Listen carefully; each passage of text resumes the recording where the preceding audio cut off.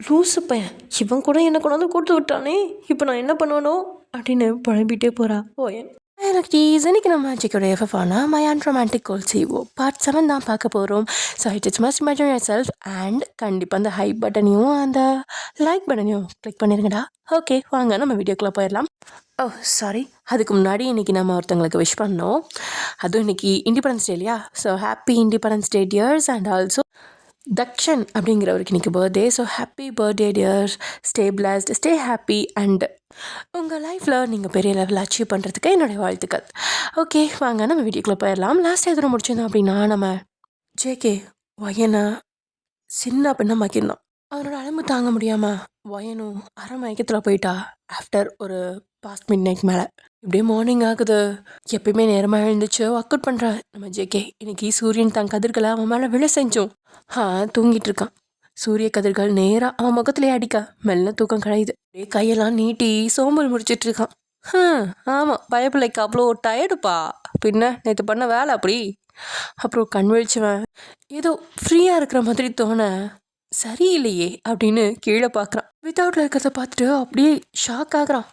என்னடா அது, எப்படியா தூங்கும், என்ன நடந்துச்சு அப்படின்னு யோசிக்க ஆரம்பிக்கிறான். நேற்று பாரில் இருந்தது நினைவு வருது. அதுக்கப்புறம் சாரா வந்தது நினைவு வர, ஐயோ அவ கூட தான் இருக்குமா அப்படின்னு ஒரு நிமிஷம் அதிர்ந்து திரும்பி பார்க்குறான். ஆனால் அங்கே கண்டு காட்சியை பார்த்து அவன் இன்னும் தான் ஷாக் ஆகுறான். ஏன்னா அங்கே ஒயன் மயக்கத்தில் இருக்கா.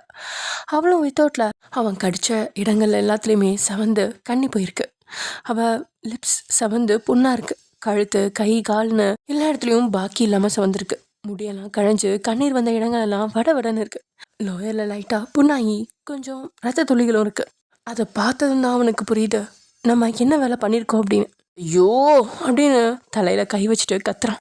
என்ன காரியண்டா பண்ணி வச்சிருக்கா, ஷோ இது எவ்வளோ பெரிய தப்பு அப்படின்னு அவனுக்கு குற்ற உணர்ச்சியா இருக்கு. என்னையோ மூஞ்சியில எப்படி முழிப்பேன், எந்த பொண்ணுக்கும் செய்யக்கூடியது ரொம்ப பெரிய துரோகத்தை பண்ணி வச்சிருக்கேன். ஐயோ அவள் வழியில எப்படி துடிச்சிருப்பா அப்படின்னு தனக்கு தனியாக புலம்பிட்டு இருக்கா. நேற்று நடந்த எல்லாமே ஞாபகப்படுத்துறான். இந்த வீட்டுக்குள்ள வந்தது, அப்புறம் கதவை லாக் பண்ணது, அவளை அந்த புடவையில பார்த்தது, அவளுக்கு கிஸ் பண்ணது, அது வரைக்கும் மட்டும்தான் நினைவில் இருக்கு. திரும்ப திரும்ப ஞாபகப்படுத்தியும் அதுக்கு மேலே எதுவுமே அவனுக்கு ஞாபகம் இல்லை. மறுபடியும் அவளை பார்த்தவன் அவன் மேலே ஒரு போர்வையை போர்த்தி விட்டு தென் தலையை தன் கையால் தாங்கி வயன் வயன் அப்படின்னு கன்னத்தில் தட்டி எழுப்புறான். அவகிட்ட எந்த அசைவுமே இல்லை. கொஞ்சம் வேகமாகவே அடிக்கிறான். அப்போதான் அவகிட்ட கொஞ்சம் சின்ன அசைவு தெரியுது. உடனே அங்கேருந்து டவலை எடுத்துக்கிட்டு பாத்ரூம் போய் சுடுதண்ணி எடுத்துகிட்டு வந்து அங்கே கிடந்த ஒரு துண்டு எடுத்து சுடுதண்ணியில் நினச்சி ஒயனை க்ளீன் பண்ணி விடுறான். அவளோட உடம்புல இருந்த காயங்களை பார்க்க அவனுக்கு ரொம்பவே மனசு வலிக்குது. அவனை நினைக்க அவனுக்கே வெறுப்பாக இருக்கு. முகம், கழுத்து, கைன்னு எல்லா இடத்துலையுமே அந்த டவலால் அவளை க்ளீன் பண்ணி விடுறான். திரும்ப அந்த பக்கெட்டை கொண்டுட்டு போய் அங்கே வச்சுட்டு வேற ஒரு டவலாக எடுத்துகிட்டு வந்து தொடச்சி விடுறான். தென் அப்படியே கீழே கிடந்த ட்ரெஸ்ஸஸ், அப்புறம் பெட்ஷீட்டு, அப்புறம் அந்த பிளட்டாக இருந்த பெட்ஷீட்டுன்னு எல்லாத்தையுமே எடுத்து க்ளீன் பண்ணிவிட்டு எல்லாத்தையும் நியூவாக மாற்றிட்டு அவளுக்கு தோதா ஒரு ட்ரெஸ்ஸையும் எடுத்து போட்டு விட்டுட்டு அகைன் அவளை கூட்டிகிட்டு வந்து பெட்டில் படுக்க வைக்கிறான். தென் அவளோட ஹேரையும் சரி பண்ண விட்டு தென் ஃபோன் எடுத்து டாக்டருக்கு கால் பண்ணி வர சொல்கிறான். அவங்க வர்றதுக்குள்ளே இவனும் போய் குளிச்சுட்டு ரெடியாகி வந்து வயனுக்கு உள்ளங்கை உள்ளங்கால்களால் சூடு பறக்க தேய்ச்சி விட்டுட்டு இருக்கான். அவளை பார்க்கவே அவனுக்கு கஷ்டமாக இருக்குது. அவனுக்கு ஏன் இப்படி செஞ்சோம் அப்படின்னு புரியல. எவ்வளோ குடித்தாலும் அவனுக்கு நடந்த எல்லாமே நினைவில் இருக்கும்.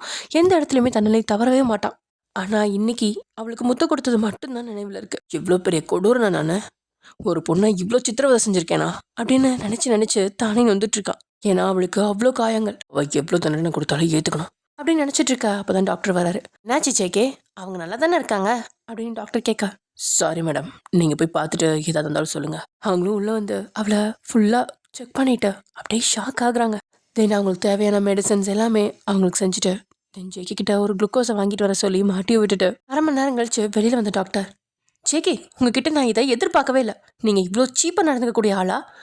இல்லை டாக்டர், அது வேணாம் ஜேகே, அவங்கள பார்க்க ஏதோ 2-3 பேர் சேர்ந்து பண்ண மாதிரி இருக்கு. அந்த அளவுக்கு அவங்க உடம்புல காயங்கள், அவங்க ரொம்ப வீக்காக இருக்காங்க. ஏன் இப்படி பண்ணீங்க? இல்லை டாக்டர், நேற்று நான் கொஞ்சம் ட்ரிங்க்ஸு, அதனால தான். நீங்கள் என்னதான் சொன்னாலும் இதை அட்டெம்ப்ட் டு கெடுத்துருக்கீங்க. உடனே போலீஸ்க்கு இன்ஃபார்ம் பண்ணி ஆகணும். எனக்கு வேறு வழி தெரியல அப்படின்னு போலீஸ்க்கு ஃபோன் பண்ண போக, நீங்கள் தாராளமாக பண்ணுங்கள். ஆனால் அதுக்கு முன்னாடி நான் சொல்கிறத கொஞ்சம் கேளுங்க. உங்களுக்கு தெரியும் இது ஏன் வீடு, ஏன் விருப்பம் இல்லாமல் இந்த வீட்டுக்குள்ளே வரவும் முடியாது யாரும். இதெல்லாம் அவங்க விருப்பத்தோடு தான் நடந்துச்சு. என்ன, நேற்று நான் கொஞ்சம் ட்ரிங்க்ஸ் பண்ணியிருந்தங்காட்டி கொஞ்சம் ஓவராக நடந்துக்கிட்டேன். நீங்கள் வேணுனாலும் அவங்க கண் முழிச்சதுக்கப்புறம் திரும்ப வாங்க, வந்து கேட்டு பாருங்கள் டாக்டர். அவங்களுக்கும் இதில் எந்த பிரச்சனையும் இல்லை. என்ன, இன்னும் மேரேஜ் ஆகலை, அதனால் அவங்க வீட்டுக்கு தெரிஞ்சால் எதுவும் பிரச்சனை ஆகணும்னு நினைப்பாங்க. இல்லை ஜேகே, நீங்கள் என்ன சொன்னாலும் ஏற்றுக்கிற மாதிரி தெரியல. நான் திரும்ப ஈவினிங் வந்து அவங்கள பார்த்து பேசிட்டு ஒரு முடிவு பண்ணுறேன் அப்படின்னு சொல்லிட்டு டாக்டர் கிளம்பிட்டாங்க. டேய் ஜேகே, என்னடா அப்படி முறுக்கிட்டு தெரிஞ்சு இப்போ இவளோட விருப்பத்தோட நடந்துச்சாம்ல. அந்த என் வெளியில் வந்து சோஃபாவில் தலையில் கை வச்சுக்கிட்டு உட்காந்துருக்கான் ஜேகே. கொஞ்ச நேரம் கழிச்சு வாசலில் இன்னொரு கார் வந்து நிற்கிது. அதில் ஜின் தான் வந்திருக்கான். வெளியே ஜேகே உட்காந்துருக்கிறத பார்த்து, என்ன அவன் இன்னும் ஆஃபீஸ் போகாம இருக்கான்? ஒரு வேளை வயனை பார்த்துக்க இருக்கானா? அதுவும் நல்லது தான். அப்போதான் இவங்களுக்குள்ள கெமிஸ்ட்ரி ஒர்க் அவுட் ஆகும் அப்படின்னு யோசிச்சுக்கிட்டே, என்னடா இன்னைக்கு ஆஃபீஸ் போகலையா அப்படின்னு கேட்டே அவன் பக்கத்தில் வந்து உட்காரான். ஜேகேவும் எதுவுமே பேசாமல் அமைதியாக உட்காந்துட்டு இருக்கான். எல்லா பக்கமும் பார்த்துட்டு, ஆமாம் வயன் எங்கடா? நானும் நிறைய முறை ஃபோன் பண்ணி பார்த்துட்டேன். நேற்று நைட்லேருந்து அவள் ஃபோனு நாட் ரீச்சபிள்னே வருது. நேற்று வீட்டுக்கு போகிறேன்னு சொன்னான். நான் தான் நைட் டைம் ஆயிடுச்சு காலையில் போன்னு சொன்னேன். சரிடான்னு சொன்னான். அதுக்கப்புறம் போனாலா இல்லையான்னு தெரில. எங்கடா அவ அப்படின்னு ஜின்னு கேட்க, ஜேகே மேலே பார்க்குறான். ஓ, மேலே மேடம் என்ன தூங்கிட்டு இருக்காளா? இரு, நான் போய் அவளை எழுப்பி கூட்டிகிட்டு வரேன் அப்படின்னு படிகளில் துள்ளி குதிச்சு மேலே போகிறான். வயன் வயன் அப்படின்னு கத்திக்கிட்டே போனேன். அவன் ஜேகேயோட ரூமை திறந்து பார்க்குறான். அங்கே அவள் படுத்துட்ருக்க. என்னடி இவ்வளோ நேரமாக தூங்குற அப்படின்னு கேட்டுட்டே போக, அப்போ தான் அங்கே குளுக்கோஸ் ஏறிட்டு இருக்கிறத பார்க்குறான். என்ன குளுக்கோஸ் ஏறுது? ஒருவேளை இன்னும் உடம்பு சரியில்லையா அப்படின்னு அவள் பக்கத்தில் போய் அவளை பார்த்து அப்படியே ஷாக் ஆகுறான். கழுத்து முகம்னு எல்லா பக்கத்துலேயுமே கண்ணி சவந்திருக்கு. உதட்டலாம் புண்ணாக இருக்குது. ஏய் ஒயன் அப்படின்னு தொட்டு பார்க்க காய்ச்சல் நெருப்பாக குதிச்சிட்ருக்கு. அவனுக்கு ஏதோ ஒன்று தப்பாக நடக்குது அப்படின்னு புரிஞ்சிருச்சு. உடனே ஜின் வேகமாக கீழே ஓடுறான். டேய் ஜேகே ஜேகே அப்படின்னு அவன் பக்கத்தில் போய், அவளுக்கு என்னடா ஆச்சு அப்படின்னு அவன்கிட்ட கேட்க, ஜேகேவும் எதுவுமே பேசாமல் எழுந்து அப்படி நின்றுட்டு இருக்கான். சொல்லுடா அவளுக்கு என்ன ஆச்சு? அது வந்து நேற்று போதையில் அவகிட்ட தப்பாக நடந்துக்கிட்டேன். என்னடா சொன்ன? அவகிட்ட தப்பாக நடந்துக்கிட்டியா அப்படின்னு அவனோட முகத்தில் ஒரு குத்து குத்துறான் ஜின்னு. அவன் சட்டையை பிடிச்சு அவன் கண்ணத்துலேயே மாறி மாறி அரைகிறான். பொறுக்கி நாயே, உன்கிட்ட அவளை விட்டுட்டு போனேன் பாரு, என்ன சொல்லணும்டா? அவகிட்ட இப்படி நடந்துக்க உனக்கு எப்படா மனசு வந்துச்சு அப்படின்னு சொல்லி திரும்ப திரும்ப அவனை அடிக்கிறான். டேய் நான் சொல்கிறது ஒரு நிமிஷம் கேளு அப்படின்னு ஜேகேவும் சொல்ல, என்னடா சொல்லப்போற? என்ன சொல்லப்போற? இப்போ நீ என்ன சொன்னாலும் நடந்தது இல்லைன்னு ஆயிடுமா அப்படின்னு திரும்ப அவனை அடிக்கிறான். அன்னைக்கே அவள் போலீஸ்கிட்ட போகிறேன்னு சொன்னான். நான் தான் வேணான்னு சொன்னேன். அவகிட்ட கெஞ்சினேன். உன்னை நல்லவன் நம்பி தாண்டா உனக்கு சப்போர்ட் பண்ண. இப்படி பண்ணிட்டீடா ஜேகே, பாவண்டா. உன்னை தாண்டா மனசார விரும்பினா. எப்போ பார்த்தாலும் நான் ஜேகேக்கு தகுதியானவ இல்லைன்னு புலம்பிகிட்டே இருப்பா. உன்னை மட்டுமே உயிரை நினச்சா. இப்படி பண்ணிட்டியேடா. அவள் காதலுக்கு கொடுக்குற பரிசு இதுதானடா. எப்படி துடிச்சு போயிருப்பா. ஐயோ, என்னால் யோசிக்கவே முடியலையே அப்படின்னு அவன் தலையில் அடிச்சுக்கிட்டு திரும்ப ஜேகேவை பார்த்து திரும்பவும் அடிக்கிறான். இனி அவன் முகத்தில் நான் எப்போ முழிக்க போகிறேன் அப்படின்னு சொல்லி அவன் அடிக்க, எல்லா அடிகளையும் வாங்கிக்கிட்டு ஜேகே அமைதியாக இருக்கான். அவனை அடித்து சோர்வான சின்ன அப்படியே சோஃபாவில் உட்காந்துட்டான். ஐயோ, அவள் கண்ணு முழிச்சா இப்போ நான் என்ன பதில் சொல்லுவேன்? அவள் வேண்டான்னு சொல்ல நான் தான் அவளை இங்கே தங்க வச்சேன்.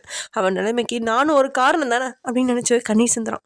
ஜேகே தன்னோட உதட்டில் வழிஞ்ச ரத்தத்தை தொடச்சிட்டு அங்கே உட்காரான். அங்கே கொஞ்ச நேரம் அமைதி. ஜின்னுக்கு ரொம்பவே கஷ்டமாக இருக்குது. இப்போ எப்படி ஒயனை பார்க்குறது அப்படின்னு அவனுக்கு கஷ்டமாக இருக்குது. அப்போ தான் அவனுக்கு திடீர்னு ஞாபகம் வருது. அவனுக்கு காய்ச்சலாக இருக்குது. ஒரு சமையல்கார்ட்ட சொல்லி தண்ணி ஒரு காட்டன் கிளாத்தும் வாங்கிட்டு அப்படியே மேலே போகிறான். ஜேகேவும் குழம்பி போய், இவன் எதுக்கு இப்போ மேலே போகிறான் அப்படின்னு சொல்லிட்டு பின்னாடி போக அங்கே உள்ளே எட்டி பார்க்க அவன் அவளோட நெத்தியில் ஈரத்துணியில் பத்து போட்டுட்ருக்கான். அப்புறம் கொஞ்ச நேரம் கழித்து வெளியே வந்தவன் ஜேகேவை பார்க்க அவன் கண்கள் மூடி சோஃபாவில் உட்காந்துட்ருக்கான். உனக்கெல்லாம் கொஞ்சம் கூட குற்ற உணர்ச்சி இல்லையாடா? ஒரு பொண்ணை நாசம் பண்ணிவிட்டு இங்கே ஹாயாக உட்காந்துருக்க. இங்கே பாருடா, நான் வேணும்னா இதை ஒன்றும் பண்ணல. அந்த போதையில் எனக்கு என்ன நடந்துச்சுன்னே தெரில. இருந்தாலும் நான் பண்ணது தப்பு தான். அதுக்காக நான் எந்த விளக்கமும் கொடுக்கல. நீ என்ன சொல்கிறியோ அதுபடியே நான் செய்கிறேன். அவளை கல்யாணம் பண்ணிக்க சொல்கிறதா இருந்தாலும் பண்ணிக்கிறேன். சி, உனக்கு வெக்கமா இல்லை? அவளை இந்த அளவுக்கு கொடுமை பண்ணியிருக்க. இப்போ நீ அவளை கல்யாணம் பண்ணிக்கிறேன்னு வேற சொன்னா சரின்னு வருவாளா? அவள் உன்கிட்ட எதிர்பார்த்தது உன் காதலை மட்டும்தான். நீயும் அவளை லவ் பண்ணியிருந்தா நீ கூப்பிட்ட உடனே வந்திருப்பா. அவள் உடம்புல இருக்க காயங்களே சொல்லுது எந்த அளவுக்கு உன்கிட்ட போராடி இருப்பான்னு. அவள் கண்ணு முழிச்ச உடனே அவள் என்ன முடிவு எடுக்கிறாளோ அதுதான் ஏன் முடிவும். உன்னை மாதிரி இறக்கமே இல்லாத உன்கிட்ட ஃப்ரெண்டாக இருக்கிறத நினச்சா எனக்கு தாண்டா அசிங்கமாக இருக்குது. நீ இப்படி பண்ணுவேன்னு சத்தியமாக நான் எதிர்பார்க்கல. சி போடா அப்படின்னு திட்டிட்டு அங்கேருந்து சோஃபாவில் உட்காரான். 2 பேரும் அங்கேயே உட்காந்துருக்காங்க. 2 பேரும் மதியம் எதுவுமே சாப்பிடல. ஈவினிங் 3 மணி அளவில் ஒயனுக்கு விழிப்பு வருது. அவளுக்கு மயக்கம் தெரிஞ்சு கண் விழிக்கிறான். கண் விழிக்கும் போதே தலை பயங்கரமாக வலிக்குது. அப்புறம் எழுந்து உட்கார ட்ரை பண்ணும்போது தான் தான் கையில் வலியை உணர்றா. அப்போ தான் தான் கையில் ஊசி இருந்ததுக்கான அடையாளமும் இருக்குது. உடம்பு முழுசும் ரொம்பவே வலிக்குது. ஒரு நிமிஷம் அவளுக்கு என்னென்னு ஒன்றுமே புரியல. உடம்பு முழுசும் எரிச்சலும் வலியுமா இருக்குது. அப்போ தான் நேற்று நடந்ததெல்லாம் யோசிச்சு பார்க்குறான். தான் வேணான்னு சொல்ல தன்னை வலுக்கட்டாயமாக அவன் எடுத்துக்கிட்டது நினைவுக்கு வருது. நீ என்ன காதலிக்கிறியா அப்படின்னு கேட்கும்போது கூட அவன் இல்லை அப்படின்ற பதிலும் அவளோட மனசை ரொம்பவே கஷ்டப்படுத்துது. அவளோட கண்ணில் கண்ணீர் பெருக்கெடுக்க கத்தி கதறா. தன் கையில இருந்த ஊசியை பிடுங்கி எறிகிறா. ஆஹா அப்படின்னு பைத்தியம் மாதிரி கத்தி அழுகிறா. கீழே இருந்த 2 பேர்த்துக்குமே அவள் கத்துறது கேட்குது. ஜேகே உடனே மேலே போக, டேய் நில்லுடா, திரும்ப எதுக்குடா மேலே போற? உன் மூஞ்சி காமிச்சு அவள் இன்னும் கத்தி அழுகவா? அவள் அழுது தீக்கட்டும், அழுதாதான் அவள் மனசில் இருக்கிற கஷ்டமெல்லாம் கரையும் அப்படின்னு ஜின் சொல்ல ஜேகே திரும்ப போய் அவன்கிட்டயே உட்காந்துக்கிட்டான்.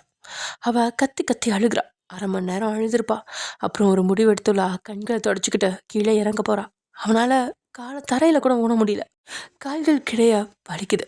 அப்புறம் ட்ரெஸ்ஸை பார்க்குறா. அது ஜேகேயோட ட்ரெஸ். அதை பார்க்க கூட அவளுக்கு அருவருப்பாக தான் இருக்குது. உடனே தன்னோட பேக்கை தேடுறா. அதுலேருந்து தன்னோட ட்ரெஸ்ஸை எடுத்துக்கிட்டு குளிக்க போகிறான். அங்கே தன்னை பார்க்க இன்னுமே அருவருப்பாக இருக்கு அவளுக்கு. அவனோட வாசனை எல்லாம் போகிற அளவுக்கு நல்லா தேய்ச்சி குளிச்சுட்டு ஒரு வழியாக ட்ரெஸ்ஸை மாற்றிட்டு வெளியே வரா. வந்தவ அங்கே கிடந்து தன்னோட ட்ரெஸ்ஸெல்லாம் எடுத்து உள்ளே வச்சுக்கிட்டு கிளம்புறா. அப்போது அவளுக்கு ஃபோன் ஞாபகம் வருது. அதையும் தேடுறா. அது பெட்டுக்கடியில் சார்ஜர் தனியாக ஃபோன் தனியாக கிடக்குது. அது 2ஐயும் எடுத்துக்கிட்டு அப்படியே வெளியில் வர இங்கே டாக்டர் வர கரெக்டாக இருக்குது. அவங்க மேலே போகிறத ஜேகேவும் ஜின்னும் பார்த்துக்கிட்டு இருக்காங்க. வயன் கதவு கிட்ட வரும்போது, என்ன மேடம் கண்ணு முழிச்சிட்டிங்களா? உங்களை பார்க்க தான் வந்தேன், உள்ளே வாங்க, உங்ககிட்ட கொஞ்சம் பேசணும். அப்போது வயனுக்கு புரிஞ்சிருச்சு, நம்ம மயக்கத்தில் இருந்ததுனால ஜேகே இவரை வர சொல்லியிருப்பார் போல அப்படின்னு சொல்லிட்டு. மேடம் இப்போ நீங்கள் ஓகே தானே? அவளும் தலையை சேர்க்கிறா. மேடம் உங்களுக்கு என்ன நடந்தது? நான் தான் மேடம் உங்களை செக் பண்ணேன், எனக்கு தெரியும். நீங்கள் சொல்லுங்கள், நீங்கள் எதுக்கும் கவலைப்படாதீங்க. இந்த மாதிரி ஆளுங்களை சும்மாவே விடக்கூடாது. பணம் இருக்குது, சொசைட்டியில் நல்ல பேர் இருக்குது அப்படின்னு அவங்க என்ன செஞ்சாலும் நம்ம பொறுத்து போகணுன்னு அவசியம் இல்லை. இப்போவே நீங்கள் ஒரு கம்ப்ளைண்ட் கொடுங்க, அந்த ஆளை பிடிச்சி உள்ளே போட்டலாம். கண்டிப்பாக அவருக்கு தண்டனை கிடைக்கும்.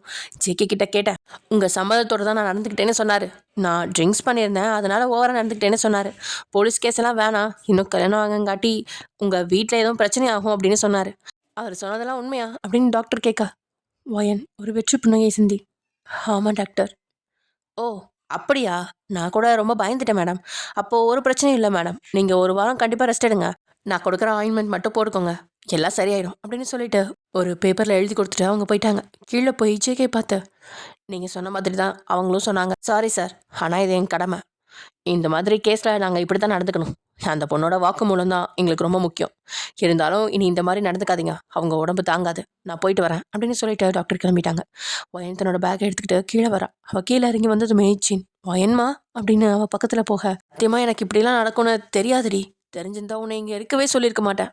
இருந்தாலும் ஏன் தப்பு தாண்டி, இந்த பொறுக்கையை நம்பி இருக்க சொன்னது ஏன் தப்பு தான் அப்படின்னு தலையில் அடிச்சுக்கிட்டு அழுகிறான். அவள் கண்கள்ல இருந்தும் கண்ணீர் வருது. ஜேகே எதுவுமே பேச முடியாமல் 2 பேர்த்தையும் பார்த்துட்டு அங்கே நின்றுட்டுருக்கான். இப்போவே கம்ப்ளைண்ட் கொடுக்கலாவா? இந்த நாயை பிடிச்சி ஜெயிலில் போட்டோம். ஜெயிலுக்கு போனாதான் இந்த நாய்க்கு புத்தி வரும். ஜெயிலுக்கு போயிட்டா எனக்கு நடந்தது இல்லை ஆயிருமா அப்படின்னு வயன் கேட்க, ஜின்னுக்கு என்ன சொல்கிறதுனே தெரில. அழுதுகிட்டே அப்படியே அமைதியாக இருக்கான். அவள் ஒரு வெற்றி புன்னகையை சிந்தி, எல்லாரும் சேர்ந்து என் வாழ்க்கையை கெடுத்துட்டீங்களே. அவள் அந்த வார்த்தையை சொல்லவும் ஜின்னுக்கு இதயமே வலிச்சிருச்சு. சொல்லிட்டு அவள் திரும்பி நடக்க ஆரம்பிச்சிட்டா. ஏய் ப்ளீஸ் டி வயன், போகாத அப்படின்னு வயனோட கையை பிடிக்க அவள் அந்த கையை உதறி விட்டு நடக்கிறா. எங்கே போகிறோம் அப்படின்னு தெரியாமல் அவள் பாட்டுக்கு நடந்துக்கிட்டே இருக்கா. மனசோட வலியும் உடம்போட வலியும் சேர்ந்தவளை பாடா படுத்துது. வயன் வயன் அப்படின்னு ஜின் பின்னாடியே ஓட, என் பின்னாடி வந்தனா அப்புறம் என்ன உயிரோட கூட பார்க்க முடியாது அப்படின்னு சொல்லாமல் அப்படியே நிற்கிறான். இங்கே ஜேகேக்கும் என்ன செய்யறதுன்னே தெரில, அப்படியே தான் நிற்கிறான். இங்கே வயன் பாட்டுக்கு எங்கே போகிறதுன்னு தெரியாமல் நடந்துக்கிட்டே இருக்கா. கால் வலிக்க அங்கே இருந்த பஸ் ஸ்டாப்பில் உட்காந்துட்ருக்கா. அவளுக்கு நடந்தது எல்லாமே கண்முனை வந்து போகுது. அப்படியே எழுதிக்கிட்டே இருக்கா. தென் அங்கேருந்து பஸ்ஸில் ஏறி கடைசி ஸ்டாப் எதுவோ அதுக்கு டிக்கெட் கொடுங்க அப்படின்னு சொல்லி வாங்கிட்டு உட்காந்துருந்தவ கடைசி ஸ்டாப் வந்த உடனே அப்படியே அதுலேருந்து இறங்கி நடந்துட்டுருக்கா. நடந்து போனவளோட கண்ணில் ஒரு கிணறு தெரியா. அந்த கிணத்துக்கிட்ட பேகை வச்சுட்டு கிணத்துக்குள்ள குதிச்சிட்டா. அங்கே அழுதுகிட்டே இருந்த சின்னும் அங்கேயே போய் மினி பாரில் உட்காந்து நல்லா குடிச்சிட்டு அங்கேயே மட்டை ஆயிட்டான். தென் அப்படியே காலையில் எழுந்து வந்து உட்காந்துருக்க இங்கே நிலா வந்து, ஹே சின்ன எங்கடா வயனு? பூர்ணிக்கு அவங்க அப்பா 2 நாளாக வயன் சரியாக கால் பண்ணலன்னு சொல்லி கேட்குறாரு. என்னாச்சுடா வயனுக்கு அப்படின்னு சொல்லி கேட்க, இது எல்லாத்தையும் கேட்டு தலையில் கை வச்சு அப்படியே உட்காந்துட்டான் சின்ன. அவ கோவமா, சொல்லுடா வயன் எங்க? அப்படி என்ன தானே நடந்துச்சு? இவங்க எங்க சத்தமாக பேசிகிட்டு இருக்கிறத கேட்டு ஜே ஹோப்பும் வெளியே வரான். ஆமாம், சின்ன போய் அவனோட வீட்டுக்கு போயிருப்பான். என்ன இல்லை சொல்கிற, வயனை காணோமா? ஆமாம், 2 நாளாக அவங்க வீட்டிலேருந்து ஃபோன் பண்ணிகிட்டே இருந்திருக்காங்க. அவள் எடுக்கலையாமா, ஃபோனும் சுவிட்ச் ஆஃப்னு வருதான். பூர்ணி அவள் ஹாஸ்டலும் வரலைன்னு சொல்கிறான். இங்கே வந்து பார்த்தா இது ஒரு நாள் ஃபுல்லாக வரல. அப்படி என்னதான் நடந்துச்சு? அவங்க தான் டெல்லியிலேருந்து 2 நாளைக்கு முன்னாடி வந்துட்டாங்க தானே. ஜேகே தான் ஆஃபீஸில் இருக்காரு. இவன் எங்கே போனா? நீயாவது சொல்லு ஜே ஹோப். வயன் எங்க? உனக்கு ஏதாவது தெரியுமா அவன் சோகமாக ஒரு பெருமூச்சவனை இழுத்து விட்டு நடந்த எல்லாத்தையும் சொல்லி முடிக்கிறான் சின்னு. அதெல்லாம் கேட்டோன்னே நிலாக்கு செம்ம ஷாக்கிங்காக இருக்குது. இந்த ஐடியாலாம் யார் கொடுத்தது? இவன் தான், இந்த நல்லவன் தான் அப்படின்னு அவனை காமிக்க நிலா கோவம் அவனை பிடிச்சி கன்னத்தில் பலாருன்னு ஒரு அரை விடுறான். அவன் ஒன்றுமே புரியாமல் கன்னத்தில் கை வச்சுக்கிட்டு அவளையே பார்த்துட்டு இருக்கான் சின்னு. உனக்கு கொஞ்சமாக தைரியம் இருக்கா? எந்த சூழ்நிலையிலையும் ஒரு வயசு பொண்ணை ஒரு ஆம்பளை வீட்டில் தங்க வைக்கலாமா? அவள் தான் காதல் கத்திரிக்காயின்னு சுற்றி தெரிஞ்சா உனக்கு எங்கே போச்சு அறிவு? அதுலேயும் ஜேகே பற்றி உனக்கு தெரியும். அவன் எப்படி இருப்பான்னு ஃபுல்லாக உனக்கே தெரியும். அவனை யாராலையும் கண்ட்ரோல் பண்ண முடியாதுன்னு உனக்கு தெரியும். அவன் அடிக்கடி சைக்கோவாக மாறுவான்னு உனக்கு தெரியுமா தெரியாதா? அப்போல்லாம் அவன் என்ன பண்ணுறான்னு அவனுக்கே தெரியாது. அதனால தான் அவன் வீட்டில் யாரும் தங்கக்கூடாதுன்னு சொல்லியிருக்கான். அவனை தவிர அந்த வீட்டில் யாருமே இருக்க மாட்டாங்க. அந்த சமையல்காரர் கூட நைட்டெல்லாம் வெளியே போயிருப்பார் தானடா. தெரிஞ்சும் ஏன்டா அப்படி பண்ண? அவளை பார்த்தா உனக்கு பாவமாகவே தெரியலையா? சரி, நடந்தது நடந்துருச்சு. இனி எப்படி அவளை சமாதானப்படுத்தணும்னு யோசிச்சியா? அவன் என் பின்னாடி வர வேணான்னு சொன்னா அப்படி விட்டுருவியா? திரும்ப அவகிட்ட போய் பேசி சமாதானப்படுத்திருக்கணுமா இல்லையா? சரி, அதுதான் இல்லை, அவள் சேஃபாக இருக்காளா இல்லையாவது பார்த்துருக்கணுமா இல்லையாடா? லூசு பயலே, 2 நாளாக நீயும் குடிச்சிட்டு உடம்ப கெடுத்துக்கிட்ட. அவளும் எங்கேயோ காணாமல் போயிட்டான். இப்போ எப்படி அவளை தேடுறது அப்படின்னு புரிஞ்சு தள்ளுறா நிலா. அவள் பேசுறதெல்லாம் கேட்டு அவன் அதிர்ச்சி அடைஞ்சாலும் அப்புறம் யோசிக்க ஆரம்பிக்கிறான். தப்பு நம்ம மேலே தான். அடுத்து என்ன பண்ணலான்னு யோசிக்கணும் அப்படின்னு யோசிக்க ஆரம்பிக்கிறான். அவளை பார்த்து, இப்போ என்ன பண்ணலாம் நிலா? இப்போ கேளு. அப்போவே என்கிட்ட ஒரு ஐடியா கேட்டிருக்கலாம். இல்லை இப்படி நீ பண்ண போகிறனால சொல்லியிருந்துருக்கலாம். சாரி, என்னை மன்னிச்சிடு. இப்படிலாம் நடக்கணும்னு நான் எதிர்பார்க்கல நிலா. வயனை எப்படியாவது கண்டுபிடிக்கணும். அதுக்கு ஏதாவது வழி சொல்லு அப்படின்னு சொல்லி கண் கலங்குறான். அவன் கண் கலங்குறதை பார்த்து நிலாவுக்கும் ஏதோ மாதிரி தான் இருக்குது. அப்புறம் யோசிச்சு, சரி வா ஜேகேட்டே போய் கேட்கலாம் சரின்னு சொல்லிட்டு 3 பேரும் ஆஃபீஸ் போய் ஜேகேவை பார்க்கலான்னு போனா அவன் அங்கே கூலாக எப்பவும் மாதிரி லேப்டாப்பில் வேலை பார்த்துட்டு இருக்கான். இங்கே எவ்வளோ பெரிய கலவரம் நடந்துட்டு இருக்கு. அவனை பாரேன், எப்பவும் போல மனசில் கொஞ்சம் கூட குற்ற உணர்ச்சியே இல்லாமல் லேப்டாப்பில் வேலை பார்த்துட்டு இருக்கான் அப்படின்னு நிலாவை பார்த்து சொல்கிறான் ஜின்னு. இருடா, நீ கொஞ்சம் நேரம் அமைதியாயிரு, அத்தான்கிட்ட நான் பேசுகிறேன் அப்படின்னு சொல்லிட்டு, அத்தா சொல்லு அப்படின்னு அவளை பார்க்குறான். ஏன் இப்படி பண்ணீங்க? இதை நான் உங்ககிட்ட கொஞ்சம் கூட எதிர்பார்க்கல. இங்கே பாரு நிலா, இப்போ எதுக்கு வந்தீங்களோ அதை பற்றி மட்டும் பேசணும். என்னடா பேச?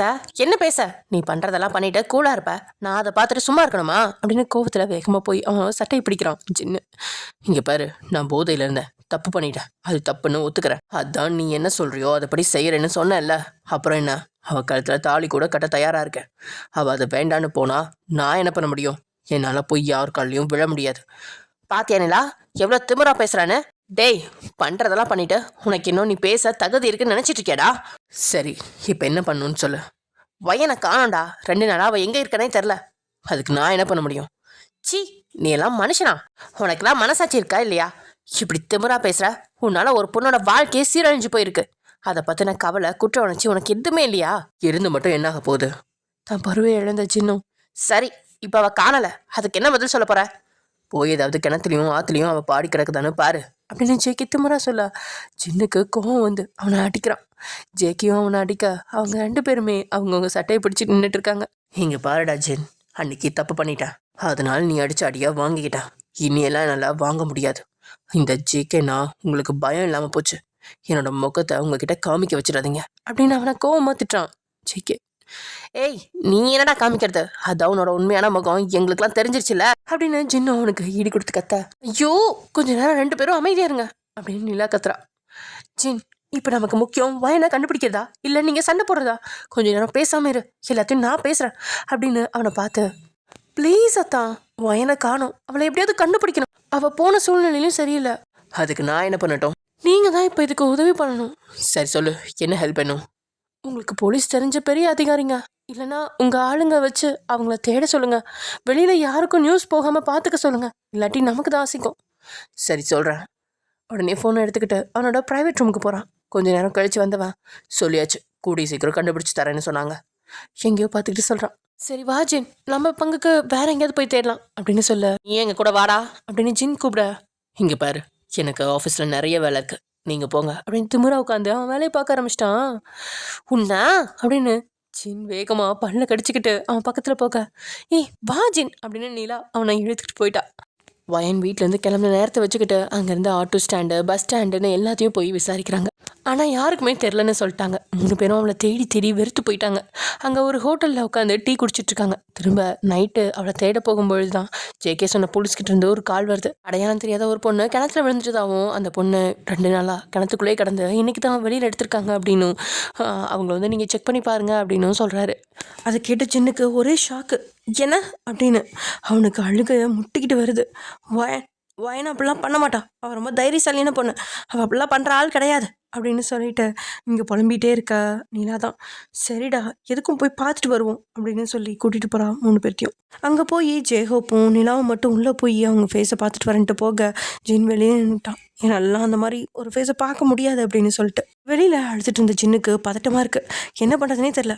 இது எல்லாத்துக்கும் காரணம் அந்த ஜேகே தான். ஜேகே அப்படின்னு கத்தி அவனுக்கு கால் பண்ணுறான். நல்லா பண்ணிட்டடா, நீ பண்ண காரியம் இப்போ நான் எங்கே கொண்டு வந்து நிற்பாடி இருக்கு தெரியுமா? ஹாஸ்பிட்டல் வாசலில் பணத்தை டெஸ்ட் பண்ண போயிருக்கோம். அது ஒயன் பாடியா இல்லை வேற யாராவதான்னு. என் ஒயன் அப்படி யோசிக்க மாட்டானா எனக்கு தெரியும். ஆனால் அது மாதிரி ஏதாவது நடந்துச்சு அவ்வளோதான்டா, உன் சாவு என் கையில் தான். உன்னை சும்மா விட மாட்டேனா ஜேகே அப்படின்னு அவனோட பதிலை கூட கேட்காம ஃபோனை வச்சிட்டான் சின்ன. உள்ளே போனவங்களும் வெளியே வராதனால ஜின்னுக்கு பதட்டம் அதிகமாகிடுச்சு. ஒரு 1/4 மணி நேரம் கழிச்சு தான் அவங்க வெளியே வராங்க. இவன் வேகமாக பதட்டமாக அவங்கள நோக்கி ஓடுறான். அவங்களோட முகத்தை ஆழமாக பார்க்குறான். அவனோட அந்த பதட்டத்தை பார்த்து அவங்களுக்கும் புரிஞ்சிருச்சு. இல்லைடா அது நம்ம வயன் இல்லை அப்படின்னு சொல்கிறாங்க. அதுக்கப்புறம் தான் ஜின்னுக்கு நிம்மதியாகவே இருக்குது. இப்படியே அவங்க தேட கிட்டத்தட்ட 1 வாரம் ஓடிடுச்சு. வயன் காணாமல் போய் 2 நாள் ஆயிடுச்சு. அதுக்கப்புறம் ஒரு 4 நாள் ஆயிடுச்சு. நிலா கிட்டத்தட்ட வயன் காணாமல் போய் 1 வாரம் ஆயிடுச்சு.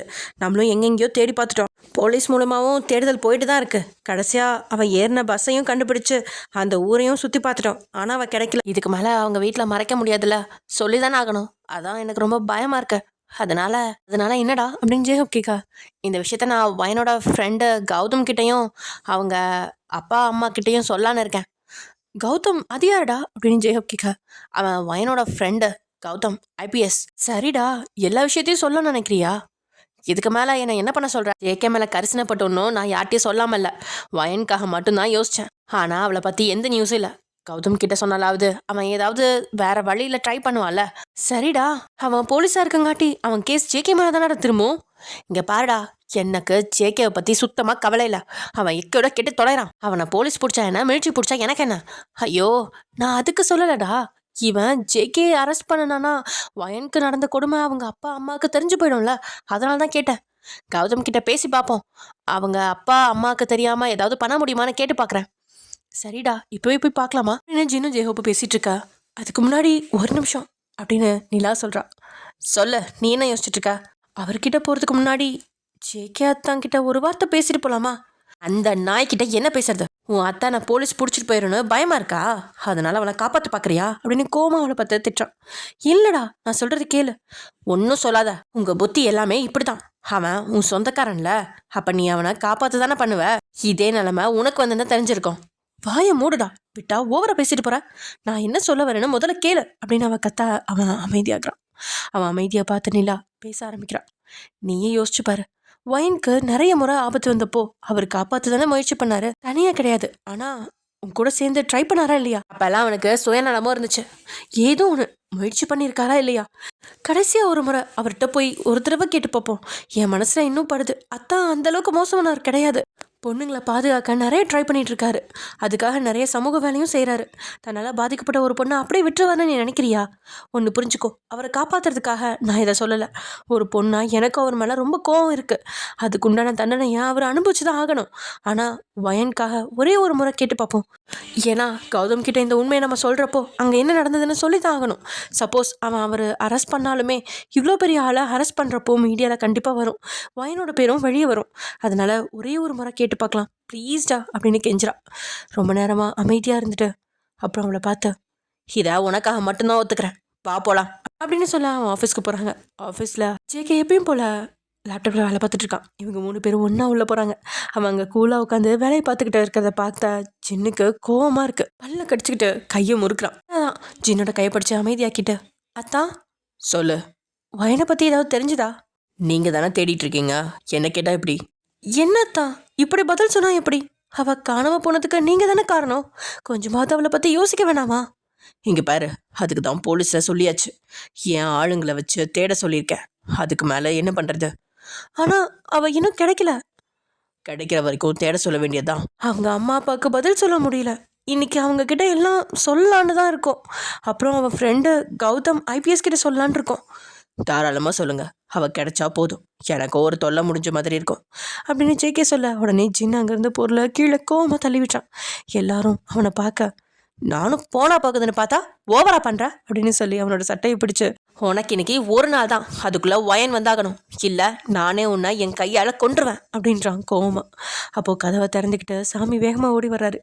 சார் சார் அப்படின்னு பதட்டமா வந்தவன, என்ன சாமி அப்படின்னு ஜேகப் கேட்க, வயன் மேடம் எங்க அப்படின்னு 3 பேரும் ஒரே நேரத்தில் கேட்க அவன் ஃபோனை காமிக்கிறான்.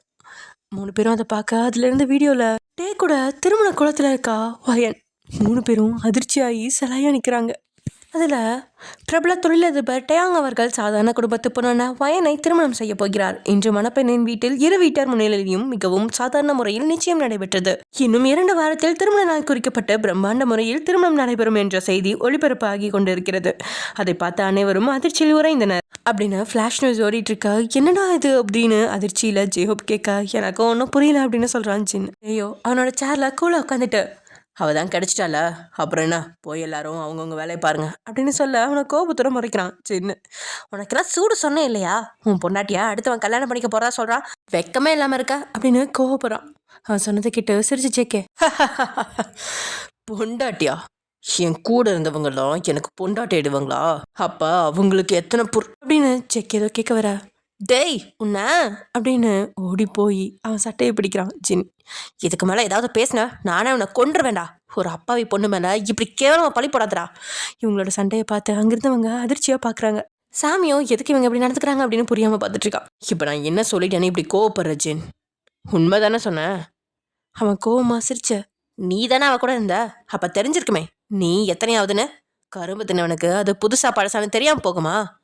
ஜேகேஓ அவனை பார்த்த திமிரா சிரிச்சு, ஆமாம் அது புது கரும்பு தான், நான் ஒத்துக்கிறேன்.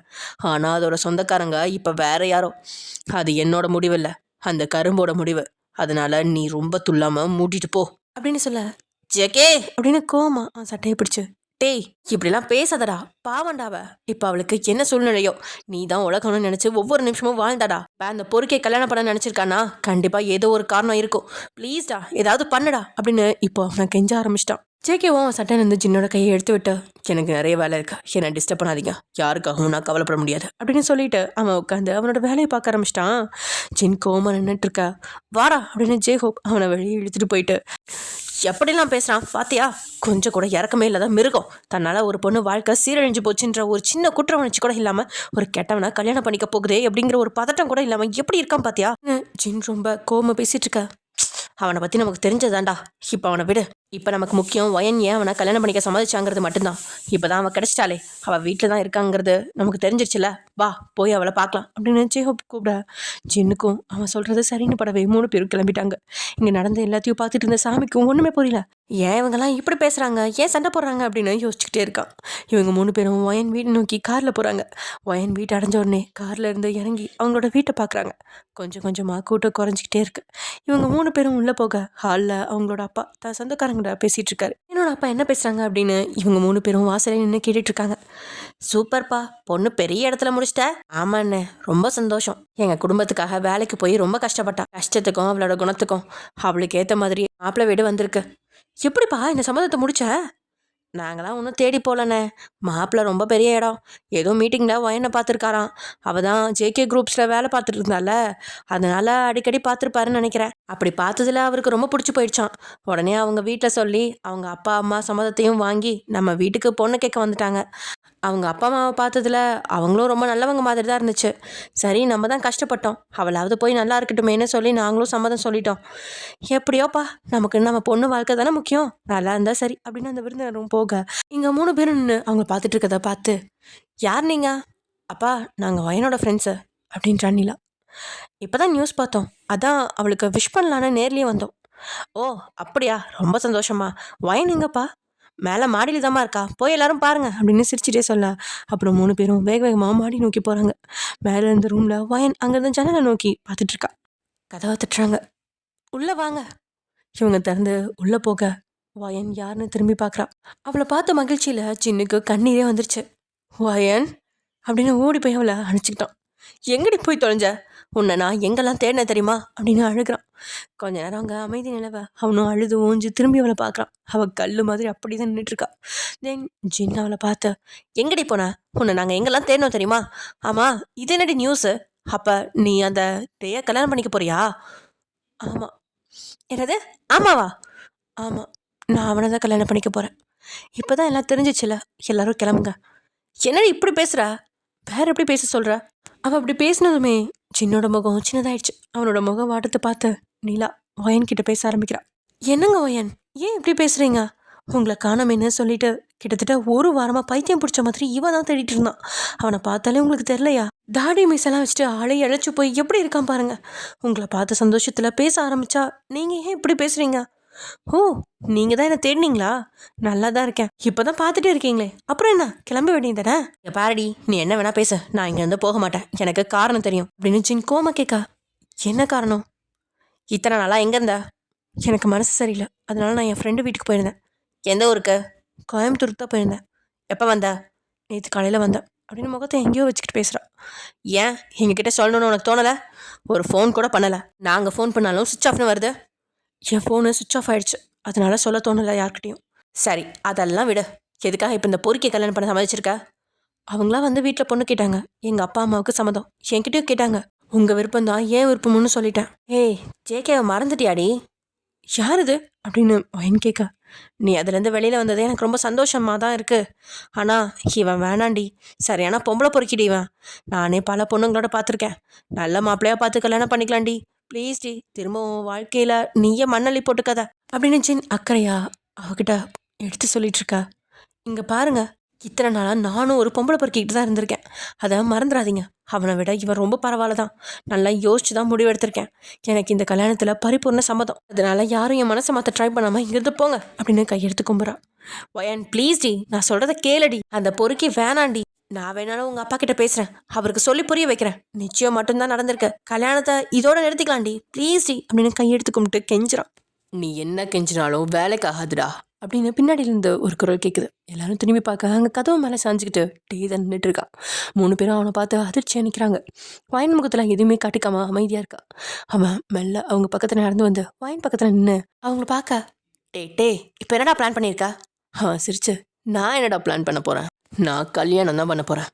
எனக்கு தெரியும்டா, நீ ஜேகே பழிவாங்க தான் இப்படிலாம் பண்ணிட்டு இருக்கேன்னு. நீ பழிவாங்க இவ தான் கிடைச்சாளா? ஐயோ பரவாயில்லையே, கண்டுபிடிச்சிட்டியே. ஆமாம், நான் ஜேகேவை பழிவாங்க தான் பண்ண போகிறேன். இப்போ அதுக்கு என்ன? ஆம்பளை அந்த நேருக்கு நேர் நின்று பழி வாங்கணும். இப்படி பொண்ணை பணையமை வச்சு உன் காரியத்தை நடத்த பார்க்குற, உனக்கு அசிங்கமா இல்லையா? அப்புறம் ஒயனை பார்த்து, கேட்டையா ஒயன், அவன் வாயாலேயே உண்மையை சொல்லிட்டான். பா, இப்போவே போய் உங்கள் அப்பா கிட்ட சொல்லி இந்த கல்யாணத்தை நிறுத்தணும். அவன் கையை பிடிச்சி இழுக்க வயன் நகராமல் இருக்க வயனோட முகத்தை பார்க்குறான் ஜின். வயனோ அவன் கையை எடுத்து விட்டுட்டு, இங்கே பாரு ஜின், என்னோட முழு சம்மதத்தோடு தான் இந்த கல்யாணம் நடக்க போகுது. தேவையில்லாமல் என் கல்யாணத்தில் குழப்பம் பண்ணாமல் எல்லாரும் இங்கேருந்து போங்க. வயன், நீ என்ன பேசுகிற? அவனை பற்றி நல்லா தெரிஞ்சிருந்தும் ஏன் கல்யாணத்துக்கு இப்படி சம்மதிக்கிற? எதுவாக இருந்தாலும் எங்ககிட்ட சொல்லு, நாங்கள் பார்த்துக்குறோம் அப்படின்னு சொல்கிறான் நீலா.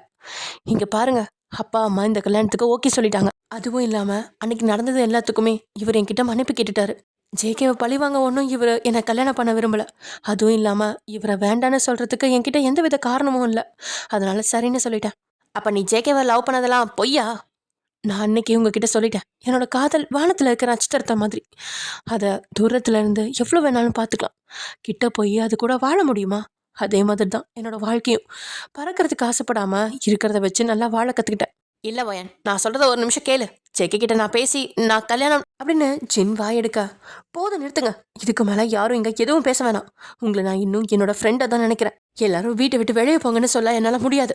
அதனால நீங்களே புரிஞ்சுப்பீங்கன்னு நினைக்கிறேன் அப்படின்னு சொல்லிட்டு சவுத்தை பார்த்து அப்படின்னு நின்றுக்கிட்டா. வாடா, இதுக்கு மேலே இங்கே இருந்தா இன்னும் நமக்கு தான் அசிங்கம் அப்படின்னு ஜேஹோப் சொல்ல, இல்லைடா அது வந்து அப்படின்னு ஜின் இழுக்க, வாடா நீ அப்படின்னு கோமா கத்தி அவனை இழுத்துக்கிட்டு 3 பேர் வெளியே போயிட்டாங்க. அவங்க போனதுக்கப்புறம் டே அவளை பார்த்து, சூப்பர் பேபி, இதை தான் உன்கிட்ட எதிர்பார்த்தேன். நீயும் அதே மாதிரி சரியாக செஞ்சுட்ட. இனிமேலும் இதே மாதிரி நடந்துக்கணும். நாளைக்கு ஒரு முக்கியமான இடத்துக்கு போகணும், கிளம்பி ரெடியாயிரு. காலையில் வந்து உன்னை பிக்கப் பண்ணிக்கிறேன் அப்படின்னு சொல்லிட்டு அவனும் போயிட்டான். எல்லாரும் போனதுக்கப்புறம் கதவை தாழ் போட்டுக்கிட்டு பெட்டுக்கு பக்கத்தில் கீழே உட்காந்து, அன்னைக்கே நான் செத்து போயிருக்கலாம், ஏன் இறைவா இதெல்லாம் அப்படின்னு சொல்லி அழுக ஆரம்பிச்சிட்டா வயன். அப்படியே ஜேகேவை பார்த்த அந்த நொடியிலேருந்து இப்போ வரைக்கும் என்னென்னலாம் நடந்துச்சு அப்படிங்கிறத அப்படியே அந்த நினைவுகளை நினச்சி பார்த்துட்ருக்கா. அவனோட ஒவ்வொரு அசைவும் அவள் கண்ணு முன்னாடி வந்து போகுது. அவன் கண்ணு, திமிர் பார்வை, அவனோட அழகான முகம், அவகிட்ட கோவப்படுறது, அவன் சிரிக்கிறது, அவனோட தொடுதல். அவன் மேலே 1000 கோவம் இருந்தாலும் இனி நம்ம வாழ்க்கையில் அவன் இல்லை அப்படிங்கிற நினைப்பே அவளை பாடாப்படுத்துது. அப்புறம் அவள் பெட்டுக்கு அடியிலேருந்து அவனோட ஃபோட்டோவை எடுத்து பார்க்குறான். அதில் சிரிக்காத அவனோட முகம் இருக்குது. உன்னை நான் ஏன் பார்க்கணும்? உன்னை ஏன் காதலிக்கணும்? என் மனசை உன்கிட்ட கொடுத்து கடைசியில் என்னையும் உன்கிட்ட கொடுத்துட்டேன்டா. உன்னை என்னால் மன்னிக்க முடியாட்டியும் நீ தானே என்ன ஒரு ஆறுதலாக வந்து இருந்ததுடா. என் காதலே நம்ம 2 பேருக்கும் போதும்னு நினச்சேன். என் காதல் உண்மைன்னு உனக்கு ப்ரூவ் பண்ணிட்டேன். ஆனால் என் மேலே கொஞ்சம் கூட காதல் இல்லையாடா உனக்கு. நீ நடந்துக்கிட்டதை பார்த்து கொஞ்சம் என் மேலே விருப்பம் இருக்கும்னு நினச்சேன். ஆனால் உன்னை மிருகத்தோட மறு உருவமாக எப்போ பார்த்தனோ அப்போவே நான் செத்துட்டேன்டா.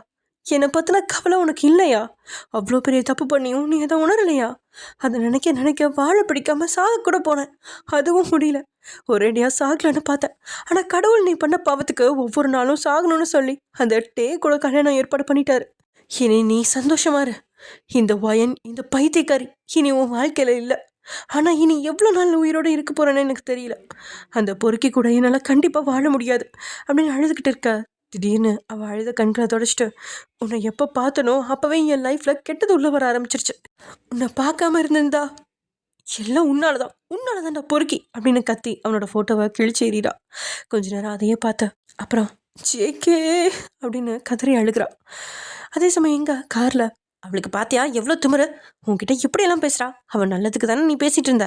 அவளும் பணத்தை பார்த்து வாங்கிட்டடா. பெரிய பணக்காரன் கிடச்சதும் நம்மளே வெளியே போன சொல்கிறா.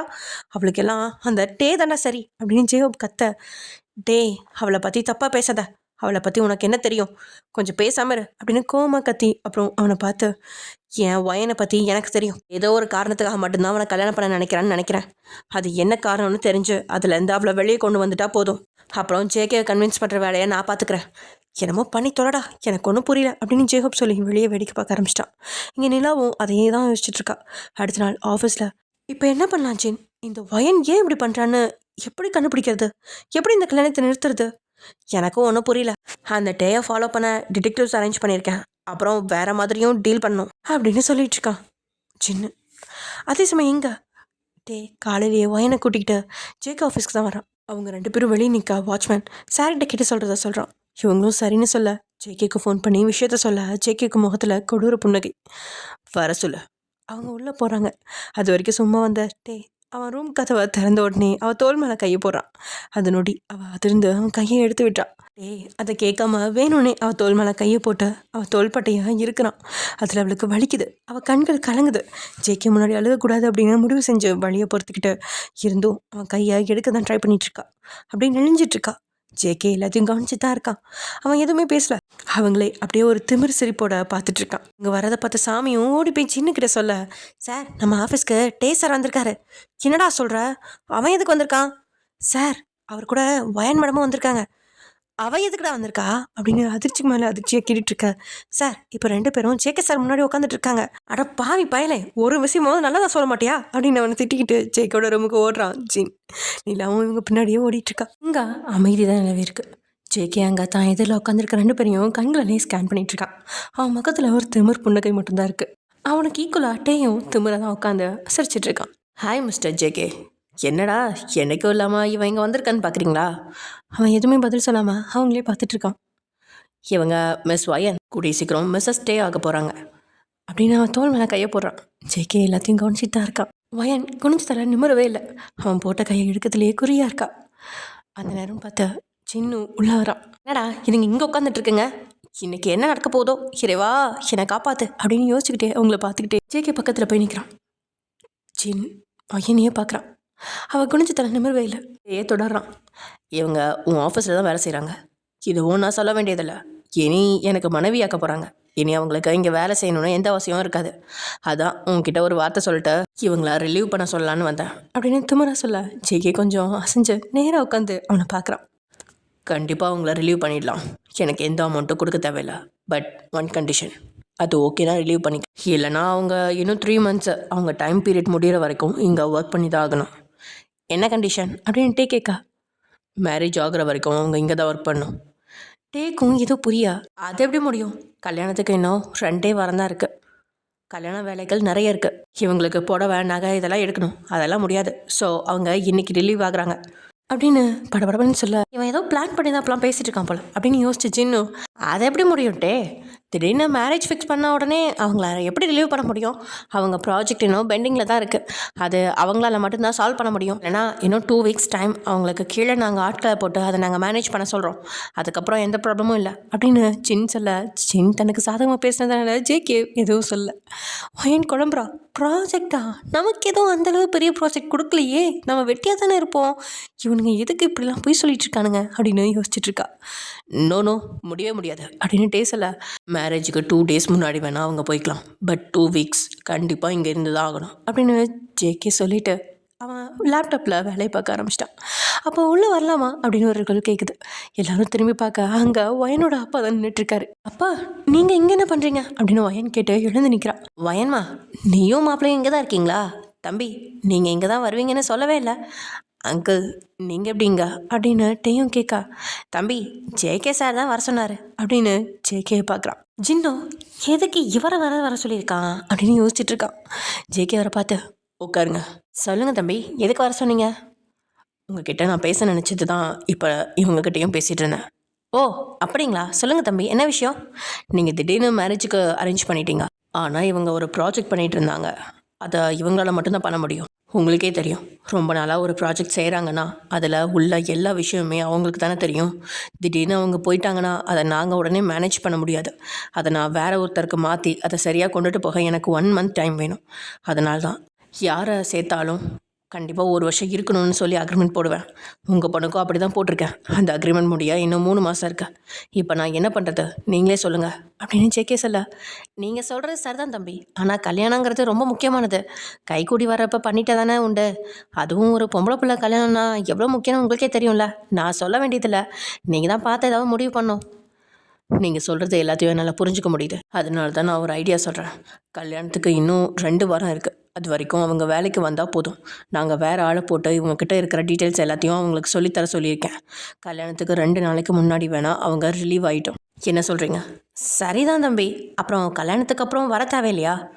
கல்யாணத்துக்கு அப்புறம் வர தேவையில்லை, வந்தாலும் எனக்கு எந்த பிரயோஜனமும் இல்லை அப்படின்னு டீயோட முகத்தை பார்த்துக்கிட்டே பேசுகிறான் ஜேகே. அவனுக்கு கோவம் வருது.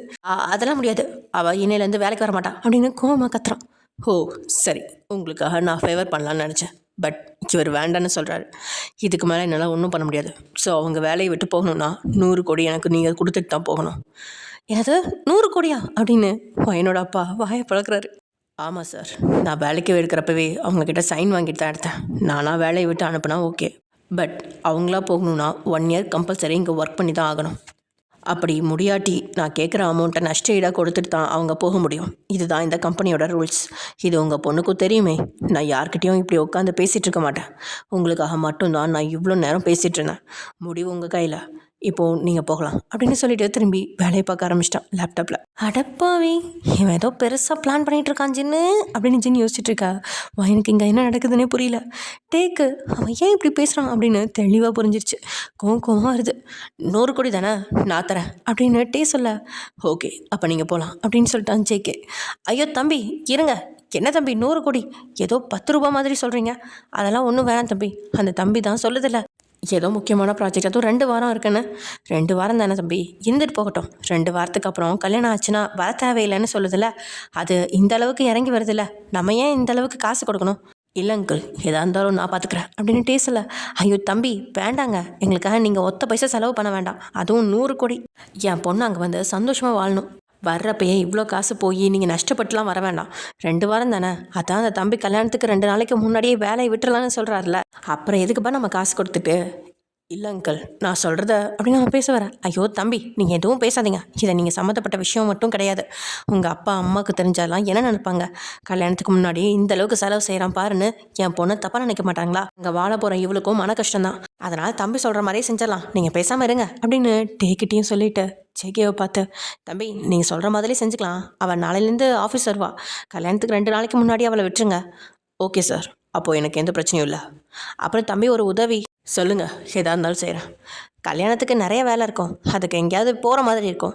அப்போல்லாம் அவங்களுக்கு பெர்மிஷன் கொடுக்குற மாதிரி ஏதாவது கொடுத்தீங்கன்னா நல்லாயிருக்கும் தம்பி. நீங்கள் தான் ஏதாவது பார்த்து செய்யணும். சரி அப்படியே செஞ்சுக்கலாம். ரொம்ப நன்றி தம்பி, உங்கள் இந்த உதவியை என்றைக்குமே மறக்க மாட்டோம் அப்படின்னு சிரிச்சுட்டு அங்கேருந்து கிளம்பிட்டாரு வாயனோட அப்பா. இங்கே டேக்கு ஆத்திராத்திரமாக வருது. சொட்ட கிழவா, காரியத்தை கெடுத்துட்டிய. அதனால தான் இந்த ஜேக்கே உன்னை கூப்பிட்டு வந்திருக்கான். கல்யாணம் மட்டும் முடியட்டும், அப்புறம் அவங்களுக்கெல்லாம் இருக்குது அப்படின்னு மனசுக்குள்ள கோமா சொல்லிட்டு வெளியே போயிட்டான் டே. இங்கே நடந்த எல்லாத்தையுமே ஒயன் பார்த்துட்டு தான் இருக்கா. அவளுக்கு ஏதோ தப்பாப்படுது. ஜேக்கே ஏதோ பிளான் பண்ணி தான் இப்பெல்லாம் செய்கிறான், நம்ம கதை திரும்பவும் முடிஞ்சுதா அப்படின்னு தன்னை தனி வந்துக்கிட்டு அவள் அப்பா கிட்டே போகிறாள். வெளியே போனட்டே, இதுங்களுக்கு இப்போ நான் டிரைவர் வேலை வேறு பார்க்கணுமா அப்படின்னு யோசிச்சுக்கிட்டு அவரோட அப்பாவை பார்த்த, அங்கிள் எனக்கு ஒரு முக்கியமான வேலை இருக்குது, நீங்கள் அவளை கூட்டிகிட்டு வீட்டுக்கு போயிருங்க. ஓகே மாப்பிள்ள, நீங்கள் பார்த்து போயிட்டு வாங்க, நாங்கள் வீட்டுக்கு போயிடுறோம் அப்படின்னு சொல்ல அவனோட கார் பறந்துருச்சு. இங்கே ஜின்னுக்கு ஒன்றுமே புரியல. இவன் ஏன் இப்படிலாம் பேசணும்? வயனோட அப்பாவை வர சொல்லி பேசுகிறான். அப்போ இவன் வேறு ஏதோ பிளான் பண்ணி வச்சுருக்கானோ அப்படின்னு யோசிச்சுட்டு அவனை பார்த்து, டேய் இப்போ எதுக்கு நீ இதெல்லாம் பண்ணிகிட்ருக்க? எதுக்கு ஒயனை இப்போ வேலைக்கு வர சொல்லியிருக்க? அதான் அவங்க முன்னாடியே காரணத்தை சொன்னேன்ல. இங்கே பாரு, ஒயன் இங்கே என்ன வேலை பார்க்குறாங்கன்னு எனக்கு தெரியும். அவங்கள மாதிரி என்கிட்டையும் பொய் சொல்கிற அவசியம் இல்லை உனக்கு. ஒழுங்காக உண்மையை சொல்லு. நான் சொன்னது உண்மை அப்படின்னு திமிரா சொல்கிறான். இங்கே பாருடா, இங்கே வேலைக்கு வரக்கே எனக்கு பிடிக்கல. ஒயனுக்காக மட்டும்தான் இங்கே நான் திரும்ப வேலைக்கு வந்திருக்கேன். இல்லாட்டி நான் அவன் மூஞ்சியில் முழிச்சிருக்கவே மாட்டேன். நான் இருக்கிற வரைக்கும் அவகிட்ட உன்னால் நெருங்க முடியாது. அவளை கஷ்டப்படுத்தணும்னு நினைக்காத. அப்படி நினச்சா என்னை தாண்டி தான் படுத்தணும். அவளுக்காக நான் எந்த எல்லைக்கும் போவேன், புரிஞ்சுக்கோ அப்படின்னு சொல்லிட்டு வெளியே போயிட்டான் ஜென். போகிற அவனையே சிரிச்சுட்டு பார்த்துட்ருக்கான் ஜேகே. இப்படி டைம் ஸ்கிப் ஆகுது. நெக்ஸ்ட் டே ஒயன் ஆஃபீஸ்க்கு வரா. உள்ள அவளால் காலடி கூட எடுத்து வைக்க முடியல. அவளுக்கு அந்த பழைய ஞாபகங்கள், ஜேகேயோட ரூமில் என்னென்னலாம் நடந்துச்சோ அதெல்லாம் ஞாபகம் வருது. அப்போ கரெக்டாக ஜின்னு வந்து, ஏய் ப்ளீஸ் டி, சாரிடி, ஏதாவது பேசுடி, சாரிடி அப்படின்னு கைகளை பிடிச்சிட்டு கெஞ்ச கிட்டே இப்போதைக்கு எதுவும் பேச வேணாம் அப்படின்னு யோசிச்ச வயன் அவன் கைகளை உதறி, குட் மார்னிங் சார், இன்றைக்கி கொஞ்சம் லேட் ஆகிடுச்சு, நாளையிலேருந்து சரியாக வந்துடுறேன். என்னது சாரா? என்னடி புதுசாக சார்லாம் கூப்பிட்ற? ஏண்டி என் கூட பேச மாட்டேங்கிற?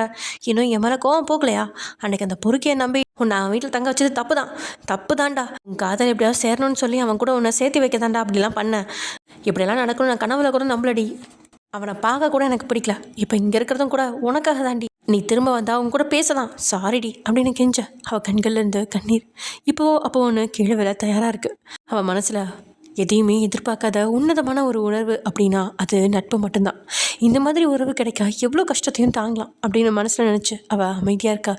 ப்ளீஸ் டி அப்படின்னு அவன் கண்களில் கெஞ்ச இவத்த மனசில் தைரியத்தை வள வச்சுட்டு, இங்கே பாருங்கள் ஜென், இப்போ எதுவுமே பேசுகிற நிலைமையில நான் இல்லை. கொஞ்ச நாள் என்ன ஃப்ரீயாக விடுங்க. தயவு செஞ்சு உங்ககிட்ட நான் கெஞ்சி கேட்டுக்கிறேன். பழைய ஒயனா நினச்சி என்கிட்ட வந்து யாரும் பேச வேணாம். அந்த பழைய ஒயன் எப்போவோ செத்துட்டா.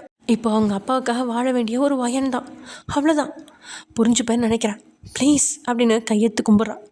சரிடி, நீ சொல்கிறது எனக்கு புரியுது. ஆனால் இந்த கல்யாணத்தை மட்டும் செஞ்சு கத்தடி. அந்த நாய் ஒரு பொறுக்கி உன் வாழ்க்கையே வீணாக போயிடும். இங்கே பாருங்கள் ஜென், என் வாழ்க்கையை நான் பார்த்துக்கிறேன்.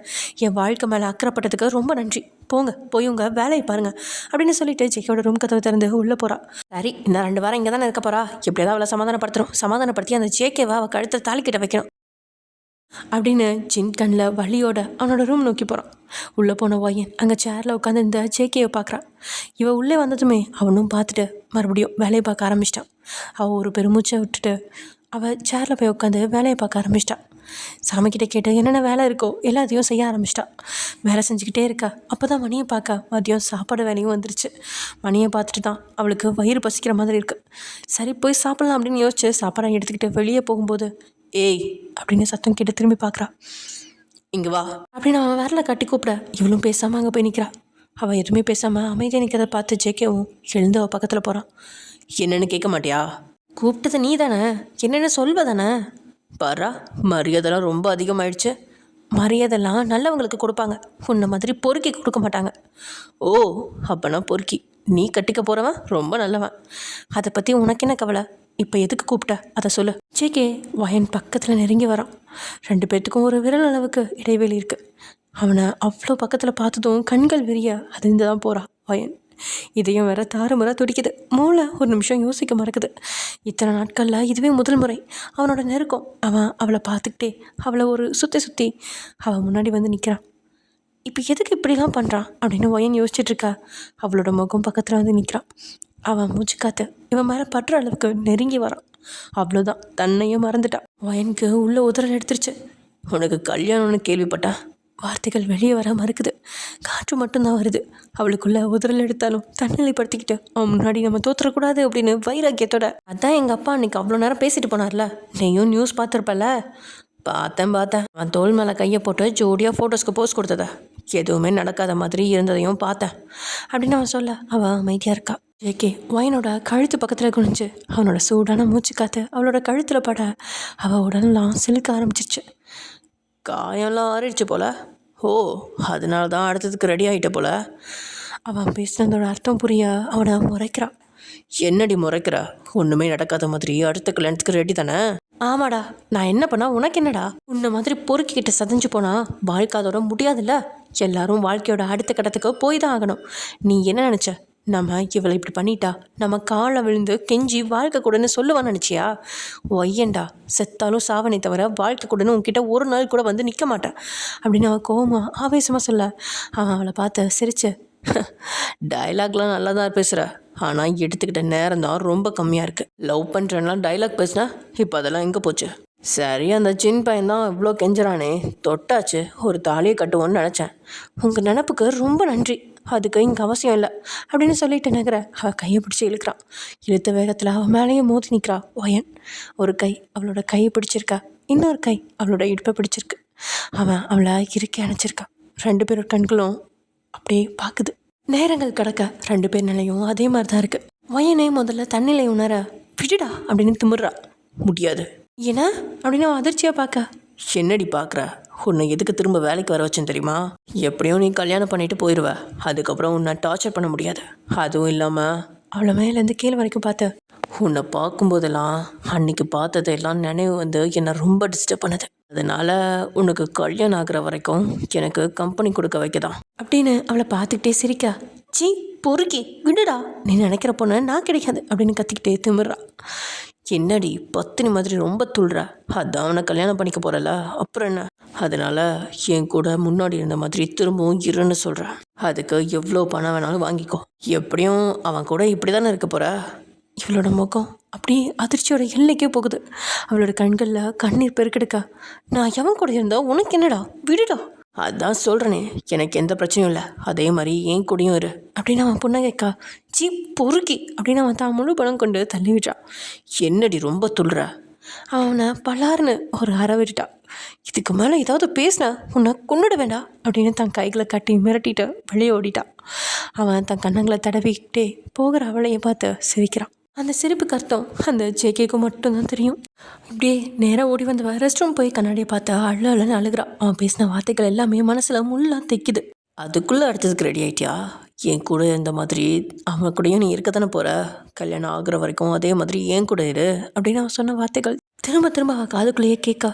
இன்னும் அப்படின்னு கத்திட்டு காதையெல்லாம் மூடிட்டு அழுக ஆரம்பிச்சிட்டா. ரொம்ப நேரம் அழுகிறான். அப்புறம் முகத்தை கழுவிக்கிட்டு கண்ணாடியை பார்க்குறான். சரியான சைக்கோ அவன். இப்போ எதுக்கு இப்படிலாம் பண்ணுறான்? என்னையும் பிடிக்காது, லவ்வும் பண்ணல, அப்புறம் நான் யார் கூட இருந்தால் இவனுக்கு என்ன? ஏன் தான் என்னை இப்படி பழி வாங்கணும்? அப்படி நான் என்ன தான் பண்ணேன்? எனக்கு ஒன்றுமே புரியல அப்படின்னு தனக்கு தானே புலம்பிக்கிட்டு வெளியே வரான். அவளுக்கு உள்ளே போகவே பிடிக்கல. உள்ளே போனால் அவன் இருப்பான். இப்படியே வீட்டுக்கு போகலாம் அப்படின்னு நினைக்கும் போது வயிறு வேற கத்துது.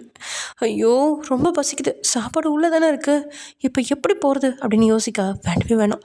திரும்ப அவன் மூச்சியை பார்த்தா சாப்பிட முடியாது. பேசாமல் கேன்டீனில் போய் சாப்பிட்டுக்கலாம் அப்படின்னு அங்கே போயிட்டான். அங்கே போய் உட்காந்து சாப்பிட்றப்போ, ஏய் நம்ம பாஸோட எதிரி கம்பெனி ஓனர் தாண்டி இவ கல்யாணம் பண்ண போகிறா. நம்ம பாஸை கவுக்க ட்ரை பண்ணால, முடியல, அதனால் இப்போ அங்கே பிடிச்சிட்டா. ஆனால் இவளுக்கு தைரியம் பாரு, கெத்தா நம்ம பாஸ் கம்பெனிக்கே திரும்ப வந்திருக்கா பாரு. பாஸும் ஒன்றும் சொல்லலை. எனக்கு என்னமோ பாஸையும் கவுத்துட்டா போல. அவரும் இவகிட்ட மயங்கி தான் இருக்காரு. அதனால தான் இவன் பண்ணுறது எதுக்குமே பேசாமல் இருக்காரு. அப்படி என்ன தான் இருக்கோ இவகிட்ட, அப்படி என்னத்தை தான் காட்டி மயக்கினாலும் சரியான கைகாரி தான் அப்படின்னு அங்கே இருந்த பொண்ணுங்கள்லாம் முணுமுணுத்துட்ருக்க. அதை கேட்ட வயனுக்கு தான் ரொம்ப கஷ்டமாக இருக்குது. அவனும் மாதிரி தான் எல்லாரும் இங்கே இருக்காங்க அப்படின்னு நினச்சவளுக்கு அதுக்கு மேலே சாப்பிட பிடிக்கல. சரி எழுந்திரிக்கலாம் அப்படின்னு போக அங்கே பூர்ணியும் அவளோட ஆளும் வராங்க. 2 பேரும் அப்படியே இவகிட்ட பேசிட்டு கட்டாயப்படுத்தி இவ்வளோ சாப்பிடவும் வச்சிட்டாங்க. அப்படியே அவங்ககிட்டலாம் பேசிட்டு ரூமுக்கு வந்த வயனால் அதுக்கு மேலே அங்கே இருக்க முடியல, இருக்கவும் பிடிக்கல. சார் எனக்கு ஹாஃப் டே லீவ் வேணும், நாங்கள் வெளியே பர்ச்சேஸ் போகிறோம் அப்படின்னு சொல்ல, அப்பா வர சொன்னார் அப்படின்னு சொல்ல, சரி போ அப்படின்ட்டான். எவ்வளோ அங்கேருந்து கிளம்பி வீட்டுக்கு வந்துட்டான். வீட்டுக்கு வந்தவன் நல்லா தூங்கி அடுத்த நாள் காலையில் வேலைக்கு போகிறான். ஜேகே அவனோட ரூமில் உட்காந்துட்ருக்கான். வயன் அவள் பாட்டுக்கு போய் அவளோட சேரில் உட்காந்து வேலையை பார்க்க ஆரம்பிக்கா. மிஸ் பிஏ, என்னடா இவன் புதுசாக கூப்பிட்றான், பரவாயில்ல, ஓய்னு கூப்பிடாம இப்படி கூப்பிட்றதே மேல். அவள் திரும்பி பார்க்க, ஃபைல் ரூமில் பிகே ஃபைல்ஸ்ன்னு இருக்கும், அதை எடுத்துகிட்டு வா அப்படின்னு சொல்ல, சரி சார் அப்படின்னு சொல்லிட்டு அந்த ரூமுக்கு போகிறா வயன். ஜேகே ரெஸ்ட் எடுக்கிற ரூமுக்கு உள்ள ஒரு ரூம் இருக்குது. அதில் முக்கியமான எல்லா ஃபைல்ஸுமே இருக்குது. அந்த ரூமுக்கு ஜேகே தவிர வேறு யாருமே போக அனுமதி கிடையாது. இவனுக்கு அடுத்த இவன் மட்டும்தான் போகிறான். இவன் போய் ரொம்ப நேரம் ஆனதுனால, என்ன இவளை இன்னும் ஆளை காணோம், ஒரு வேளை தூங்கிட்டாலோ அப்படின்னு யோசிச்சுக்கிட்டே அவன் போய் பார்க்க, அங்கே அவன் நிறைய ஃபைல்ஸ்களுக்கு இடையிலேயே உட்காந்து தேடிக்கிட்டு இருக்கா. சரியான லூசு ஹிட்லர், ஃபைல் எடுக்க சொன்னானே, எங்கே இருக்குன்னு சொன்னானா, இதுவே ஃபைல் கடல் மாதிரி இருக்குது, இதில் நான் எங்கே போய் தேட அப்படின்னு புலம்பிக்கிட்டே இழுத்து அடுத்த ரேக்கை தேட ஆரம்பிச்சிட்டா. ஒரு சின்ன புன்னகையோட அவள் பக்கத்தில் வந்தவன் அவள் பின்னாடி நிற்க ஃபைலை அவள் தேடிக்கிட்டே இருக்கா. சரியான லூசுக்கிட்ட என்னை வந்து மாட்டி விட்டுட்டான். என்னை பார்த்தா உனக்கு பாவமா இல்லையா, இவன்கிட்ட இருந்து எனக்கு எப்போ தான் விடுதலையோ அப்படின்னு யோசிச்சுக்கிட்டே திரும்பும்போது அவன் மேலேயே இடித்து நிற்கிறான். அவன் நெத்தி அவனோட தாடையில் பட்டு வலிக்க ஆரம்பிச்சிருச்சு. அப்படின்னு கத்திக்கிட்டே தன்னோட நெத்தி தேய்ச்சிக்கிட்டு நிமிந்து ஜேகேவை பார்க்குறான். அவன் பார்வையில் என்ன பார்த்தாலும் அப்படியே சிலையாகித போகிறான். 2 பேரும் கண்களும் நகரமாக இருக்குது. சில மணி நேரம் அப்படியே கழிய ஜேகே தன் கைகளை கொண்டு அவள் கன்னத்தை தடவுறான். அவன் கைப்பட்டதுமே அவளோட உடம்பெல்லாம் சிலிர்க்குது. ஏதோ சொல்ல முடியாத ஒரு உணர்வு அவளுக்குள்ள. ரொம்ப வலிக்குதா? அவன் வார்த்தைகள் அவளோட மூளைக்கு போக மூளை தானே தலையாட்டுது. இனி தப்பு பண்ணக்கூடாது, சரியா? மருந்து போடவா அப்படின்னு அவளோட கண்களை பார்த்துக்கிட்டே கேட்க, அவளோ சொல்ல முடியாத ஒரு உணர்வுகளில் சிக்கி தவிச்சிட்ருக்கா. அவன் கிட்ட வர அவனையே பார்த்துக்கிட்டு இருக்கா. அவனை தடு அப்படின்னு மூளை அலாரம் அடிக்கா. மனசோ அவன் தான் வேணும் அப்படின்னு ஒத்த கலை நிற்கிது. அவன் மெல்ல அவள் பக்கத்தில் வந்து அவளோட கன்னத்தில் இதில் பற்றிக்கான். அவள் அப்படியே நடுங்கி கண்களை மூடிக்கிட்டான். அவளோட மனசில் எந்த யோசனையுமே இல்லை, எல்லாமே மறந்து போயிட்டான். அவளுக்கு முன்னாடி நிற்கிறது தான் உள்ளங்கவர்ந்த கல்வன் அப்படிங்கிற எண்ணம் மட்டும்தான் இருக்குது. அவளோட உடம்புல மின்னல் அடித்த மாதிரி இருக்குது. அப்புறம் அவன் அவளோட முகத்தை கைகளில் ஏந்தி இன்னொரு கன்னத்தில் கிஸ் பண்ணுறான். தென் அவள் லிப்ஸை நோக்கி கீழே வந்து அவளோட லிப்ஸ்லேயும் தான் இதெல்லாம் பதிக்கிறான். அவளுக்கு என்னன்னே தெரில. அவகிட்டே இல்லை, முழுசும் அவன்கிட்ட மயங்குறா. ஜேகேவோ அவளோட லிப்ஸை மென்மையாக டேஸ்ட் பண்ணுறான். அவளோட லிப்ஸ் செயின் அவனை என்னமோ பண்ணுது. ஆரஞ்சு பழம் மாதிரி இனிக்குது. அந்த கிஸ் கொஞ்சம் கொஞ்சமாக டீப்பன் ஆக டங்கு வேற செய்யுது. மிட்டாய் பார்த்த குழந்தை மாதிரி வேகமாக உள்ள நுழைஞ்சு அதையும் டேஸ்ட் பண்ணுறான். 2 பேரும் அங்கே ஒரு மோக நிலையில் இருக்க அவள் தன்னையே அவன்கிட்ட முழுசும் தொலைஞ்சு இருக்கா. இந்த ஒரு இதழ் முத்தத்திலேயே அவன்கிட்ட பல நாள் வாழ்ந்த மாதிரி இருக்கு ஒயனுக்கு. அந்த தீண்டலில் காதல் நிரம்பி இருக்கு. இந்த நாள் இப்படியே முடிஞ்சிடக்கூடாதா அப்படிங்கிற ஒரு ஏக்கம் அவள் உள்ளத்துக்குள்ள அப்படின்னு நிரம்பி வழியுது. அவள் ஏதோ கற்பனை உலகில் இருக்கா. தென் ஒரு சொடக்கு போடுற சத்தம் கேட்குது. அந்த சத்தத்தில் கண் விழிச்சவ எதிரில் ஆணவத்தோடையும் கர்வத்தோடையும் நின்றுட்டு இருக்கான் ஜேகே. ஹலோ, என்ன மேடம், பகல் கனவா அப்படின்னு திமுறா சிரிச்சுக்கிட்டு கேட்க, என்னது இவ்வளோ நேரம் நடந்ததெல்லாம் கனவா அப்படின்னு மனசுக்குள்ள ஷாக்காகி யோசிச்சுட்ருக்கா ஓயன். இல்லையே, எல்லாம் நிஜமாக நடந்த மாதிரி தானே இருந்துச்சு. என் உதட்டு தடவை அவனோட ஆழ்ந்த வன்மையான முத்தம் அப்படின்னு யோசிச்சுட்ருக்க உடம்புலாம் சிறுத்து நிற்கிறா. அவளால் உணர்வுகள்லாம் கூட இப்படி தடுமாறுமா அப்படின்னு யோசிச்சு நின்றுட்டுருக்கா. ஏய், திரும்ப கனவு உள்ளதுக்கு போயிடாத, ஃபைல் எங்க? அதானே பார்த்தேன், இந்த ஹிட்லராவது கொஞ்சமாவது அன்பாக பேசுகிறதாவது. நடந்ததெல்லாம் நம்ம மனசுக்குள்ளே இருந்து வந்து ஆசை போட, அதான் கனவாக வந்து இருக்கு. இதோட மனசெல்லாம் விஷம் அப்படின்னு ஒரு மாதிரி தன்னை தேத்திக்கிட்டு அந்த நிகழ்வுலேருந்து வெளியே வந்து அவனை பார்த்து, சார் தேடிக்கிட்டு இருக்கேன். ஏய், எவ்வளோ நேரம் தேடுவ? சார், நீங்கள் ஃபைலோட நேம் மட்டும் தானே சொன்னீங்க, எங்கே இருக்குன்னு சொல்லவே இல்லை. அதனால் நான் தேட வேண்டாமா? எங்கே இருக்குன்னு தேடினா தானே கிடைக்கும். ஓ, அப்போ எப்போ முடியும்? ஃபைல் கிடைச்சோடனே முடிச்சிடுவேன். அப்போது ஃபைல் எப்போ கிடைக்கும்? சார், இப்போ தானே தேட ஆரம்பிச்சிருக்கேன், 1 மணி நேரமா இல்லை 2 மணி நேரமா ஆகும். ஏய், அவ்வளோ நேரம்லாம் என்னால் வெயிட் பண்ண முடியாது. பேசாமல் என்கிட்டயே வந்து ஃபைல் எங்கே இருக்குன்னு கேட்க வேண்டியதானே? சார், நீங்கள் முன்னாடியே சொல்லியிருக்க வேண்டியதானே? இங்கே பாரு, நீ தான் எனக்கு வேலை செய்கிற, நான் உனக்கு வேலை செய்யலை. ஆமாம் சார், இல்லைன்னு சொல்லையே. இந்த ரூம்குள்ளே நீங்கள் மட்டும் தான் வருவீங்க. அப்போ அந்த ஃபைல் எங்கே இருக்குன்னு உங்களுக்கு மட்டும் தான் தெரியும். அப்போ நீங்களே தான் சொல்லணும். ஏன், நீயே வந்து என்கிட்ட கேட்டால் குறைஞ்சி போயிடுவியா? இல்லை சார், ஆனால் நாங்கள் வந்து கேட்டால் ரொம்ப கேவலமாக திட்டுவீங்க, அதனால தான் வந்து கேட்கல அப்படின்னு முகத்தை பாவமாக வச்சுக்கிட்டுல. ரொம்ப நடிக்காதடி, உடம்பெல்லாம் கொழுப்பு ஊறி கிடக்கு, ஒரு நாள் உன் கொழுப்பை அடக்கிறேன் பாரு அப்படின்னு அவளை முறைச்சி போய் அந்த செகண்ட் ஷெல்ஃபில் இருக்குது எடுத்துகிட்டு வா அப்படின்னு சொல்ல அவனை முறைச்சிக்கிட்டே வேகமாக போய் அதை எடுத்துகிட்டு வரான். அதுக்குள்ளே ஜேகேவும் அவனோட சீட்டுக்கு போயிட அவனை திட்டிக்கிட்டே அவன்கிட்ட கொண்டு வந்து அந்த ஃபைலை கொடுக்குறான். தென் அவள் சீட்டில் போய் உட்காந்து நடந்தது கனவா அப்படின்னு யோசிக்க அது அப்படி நடந்தது மாதிரி தான் இருக்குது. அவளோட உதட்டில் அவனோட வாசனையை உணர்றான். அந்த நினைவு கனவு மாதிரி இல்லை அப்படின்னு தோணுது. ஆனால் அவன் ஜெயிக்காச்சே. அவன்கிட்ட ஒருத்தங்க ஜெயிச்சிட முடியுமா என்ன? அவனா தோக்கணும் அப்படின்னு நினச்சா மட்டும்தான் தோக்க முடியும். தென் இவன் வேலையில் முழுக்க ஆஃப்டர்நூன் லஞ்சில் தனியாக உட்காந்து சாப்பிட்டுட்டு இருக்கா. அவளை பார்க்க சின்ன வரான். அவள் சாப்பிட்டுட்டு இருக்கிறத பார்த்து நேராக போய் அவளுக்கு எதிரில் உட்காந்து அவள் டிஃபன் பாக்ஸை பிடுங்கி சாப்பிட ஆரம்பிச்சிட்டான். பையனும் எதுவுமே சொல்லாமல் அவனையே பார்க்க, என்னடி எனக்கு ரொம்ப பசிக்குது அதனால தான் சாப்பிட்டேன். நான் ஒன்றும் சொல்லலையே, நீ சாப்பிட. சாப்பாடு சூப்பராக இருக்குடி, நல்லா சாப்பிட்ட, ரொம்ப நல்லாச்சு. அவன் அப்படி சொல்லவுமே அதுக்கு நான் காரணம் அவளுக்கு புரியுது. மனசு வலிக்குது. சாப்பிட்டு முடிச்ச உடனே டிஃபன் பாக்ஸை கொடுக்க அதை வாங்கி மூடி வச்சுட்டு அங்கேருந்து கிளம்ப ட்ரை பண்ணுறான். எங்கடி போகிற? அதுக்குள்ளே உட்காரு, கொஞ்சம் நேரம் பேசணும். இல்லை, வேலை சீக்கிரமாக முடிச்சுட்டு இன்றைக்கி நேரமாக வீட்டுக்கு போகணும். ஏண்டி ஒயன் என் கூட பேச மாட்டியா? பேசிட்டு தானே இருக்கேன். ஏதோ மூணாவது மனுஷங்கிட்ட பேசுகிற மாதிரி இருக்கு. அப்படியெல்லாம் ஒன்றும் இல்லை அப்படின்னு அவன் எழும்ப பார்க்க போகிற அவளோட கையை பிடிச்சி நிறுத்தி, பழசை பற்றி நான் எதுவும் பேச மாட்டேன். உன்னோட இப்போ நடக்க போகிற இந்த கல்யாணத்தை பற்றியும் நான் எதுவும் பேச மாட்டேன். ப்ளீஸ் டி, என்னோட பழைய ஒயனா என் கூட பேசு, உன்னை நான் ரொம்ப மிஸ் பண்ணுறேன் அப்படின்னு கண்களில் கண்ணீர் வழியா சின் சொல்ல, சின் அப்படின்னு அழுதுகிட்டே அவனை கட்டி அணைச்சு ரொம்ப நேரம் அழுகிறான். அவனும் அழுகட்டும் அப்படின்னு கொஞ்ச நேரம் அவளை தலையை தடவிக்கிட்டே இருக்கான். தென் கொஞ்ச நேரம் கழிச்சு, இங்கே பாரு ஒயன், இதை தான் நினச்சோ கவலைப்படாத. எப்போவும் நான் உன் கூட இருப்பேன். ஒரு நண்பனா, ஒரு சகோதரனா எப்பவுமே உன் பக்கத்தில் நிற்பேன். உனக்கு எதுவும் ஆக விட மாட்டேன். என்ன நீ முழுசாக நம்பலாம். பழசு எல்லாத்தையும் மறந்துடு. நானும் அதை பற்றி எதுவும் கேட்க மாட்டேன். முடிஞ்ச அளவுக்கு என்னோட பழைய ஒயனா புதுசாக வா அப்படின்னு அவன் பேசி முடிக்க அவனோட வார்த்தைகள் அவளுக்கு ரொம்பவே ஆறுதலாக இருக்குது. திரும்பவும் ஜின் அப்படின்னு அழுதுகிட்டே அவன் ஷோல்டரில் சாஞ்சிக்கிறான். அவனும் அவளோட தலையை தடவிக்கிட்டு இருக்கான். தூரத்தில் நின்று நிலாவும் பார்த்துக்கிட்டு தான் இருக்கா. அவளுக்கு ஜின்னை பார்க்க ஏதோ புதுசாக தோணுது. ஏதோ சொல்ல முடியாத ஒரு உணர்வு வந்து போகுது. அவனை கண்குள்ளே பார்த்துக்கிட்டு இருக்கா. அவனை இன்னும் பார்த்துக்கிட்டே இருக்கணும் அப்படின்னு தோணுது. அதே சமயம் இங்கே வேற ஒரு ஜோடி கண்ணும் இங்கே நடக்கிறதெல்லாம் பார்த்துட்டு தான் இருக்குது. அப்புறம் சிரிச்சுட்டு அங்கேருந்து போயிடுச்சு. நான் அவளும் சாப்பிட்டு முடிச்சுட்டு மதியத்துக்கு அப்புறம் தனக்கு கொடுத்த வேலையெல்லாம் வேகமாக முடிச்சுட்டு அப்புறம் மேலே அவங்க அப்பா நகை புடவைலாம் எடுக்கணும் அப்படின்னு சொல்லி கடைவீதிக்கு வர சொல்லனால வேறு வழியே இல்லாமல் இங்கே சேக்க முன்னாடி வந்து நின்று, சார். சொல்லு. சார், வேலையெல்லாம் முடிச்சிட்டேன். எங்கள் அப்பா இன்னைக்கு கொஞ்சம் நேரமாக வர சொல்லியிருந்தாரு. முக்கியமான வேலை இருக்குன்னு சொன்னார். அப்படின்னு மேடம்க்கு வெட்டி கிழிக்கிற முக்கியமான வேலை?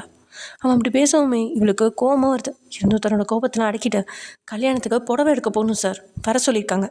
அவள் அப்படி சொல்லவுமே அவளை ஒரு திமிர் புன்னகையோட பார்த்து, இந்த மானங்கிட்ட கல்யாணத்துக்கு ஒரு புடவை தேவையான? இங்கே பையனுக்கு கோபம் தான் வருது. தேவையில்லாமல் பேசாதீங்க. நான் கல்யாணம் பண்ணால் உங்களுக்கு என்ன, கருமதி பண்ணால் உங்களுக்கு என்ன? அது மானங்கிட்ட கல்யாணமாக இருந்தாலும் உங்களுக்கு என்ன? நீங்கள் இப்போ எனக்கு ஒரு முதலாளி, அது மட்டும்தான். எங்கள் அப்பா கிட்ட முன்னமே சொல்லியிருக்கீங்க, பெர்மிஷன் கேட்குறப்ப கொடுக்க சொல்லி. தர முடியாது, இன்னும் கொஞ்சம் வேலை இருக்குது. சார், எங்கள் அப்பா இப்போவே கிளம்பி வர சொன்னார். எல்லோரும் அங்கே போயிட்டாங்களாம். இதுவே நேரம் ஆயிடுச்சு. நீங்கள் கொடுத்த எல்லா வேலையும் நான் முடிச்சிட்டேன். எனக்கு பெர்மிஷன் கொடுங்க. அதான் தர முடியாதுன்னு சொல்கிறேன்ல, போய் வேலையை பாரு. அப்போ உள்ளே வந்த சின்னும் இவங்களோட வாக்குவாதத்தை கேட்டு, என்னாச்சு, ஏன் இப்படி சண்டை போட்டுட்ருக்கீங்க அப்படின்னு கேட்க இங்கே ஒயந்தான் எல்லாத்தையும் சொல்கிறான். ஏன் ஜேக்கே இப்படி பண்ணுற? ஒரு பெர்மிஷன் தானே, கொடுத்துரு. நான் தான் வேலை இருக்குன்னு சொல்கிறேன்ல, அப்புறம் என்ன, போய் வேலையை பாருங்கள். ஒயன் கோபத்தில் முகம் செவக்க நின்றுட்டுருக்கா. இவன் என்ன பத்திரக்கலையே நிற்கிறா. இதுக்களை இப்படியே விட்டால் ரெண்டும் சேரவே சேராது. நம்ம தான் ஏதாவது பிளான் பண்ணி சேர வைக்கவாது ட்ரை பண்ணோம். ஆமாம் ஒயன், நீ எந்த கடைக்கு போகிற? JK silks and jewelleries. Oh, அந்த கடைக்கு தான் போறியா? ஜேகே, உனக்கு அந்த கடையில் இன்றைக்கி ஒரு மீட்டிங் இருக்குல்ல, அங்கே தான் ஏதோ பிரச்சனை உன்னை வர சொன்னாங்கன்னு சொன்ன இல்லைடா. நீ அந்த கடையை வாங்கினதுலேருந்து ஒரு விசிட் கூட பண்ணல. இப்போ என்னென்னு பார்த்துட்டு வந்துடு. அதுவும் இல்லாமல் வயன் உனக்கு பிஏ வாங்க வந்த மாதிரியும் ஆச்சு, அவளுக்கு பிடிச்ச ட்ரெஸ் எடுத்த மாதிரியும் ஆச்சு அப்படின்னு நினச்சின்னு அவன்கிட்ட சொல்ல அவனும் கொஞ்சம் நேரம் யோசிக்கிறான். இங்கே வயனும் என்ன, அது அவன் கடையா அப்படின்னு அதிர்ச்சியில் உறைஞ்சிருக்கா. அவன் என்ன யோசிக்கிறான் அப்படின்னு யோசிச்சு சின்னும், ஆமாம் வயன், அது நம்ம ஜேகே கடை தான். அவனோட பல பிஸ்னஸில் அதுவும் ஒன்று. ஆனால் வெளியே யாருக்கும் அவ்வளோக்கா தெரியாது. ஏன் அங்கே வேலை செய்கிற அவங்களுக்கு கூட தெரியாது இவன் தான் ஓனர் அப்படின்னு. அவன் சொல்கிறதெல்லாம் கேட்டால் இங்கே வயன் ஒரு பெருமூச்சு விட்டு, எங்கே போனாலும் நம்மளை விட மாட்டான் போலையே, கொஞ்சம் கொஞ்சமாக நம்மளை சாக்கடிக்க தான் வந்திருக்கான். இவன்கிட்ட சண்டை போட்டாது நான் கேட்டு போயிருப்பேன். இந்த ஜின் பையன் வந்து எல்லாத்தையும் கெடுத்துட்டான். இப்படி இவன் கூட வந்து கோத்து விட்டு போயிட்டானே. இவன் நமக்கு ஃப்ரெண்டா இல்லை எதிரியானு தெரில. சரியான லூசு பையன். இன்றைக்கி அங்கே என்ன நடக்க போகுதோ அப்படின்னு மனசுக்குள்ள புலம்பிட்டு இருக்கா பையன். ஓகே ஃப்ரெண்ட்ஸ், இது ஒரு எபிசோட முடிச்சுக்கலாம். நெக்ஸ்ட் எபிசோட நடக்க போகுது அப்படிங்கிறத நெக்ஸ்ட் எபிசோட பார்க்கலாம். ஓகே, பாய்.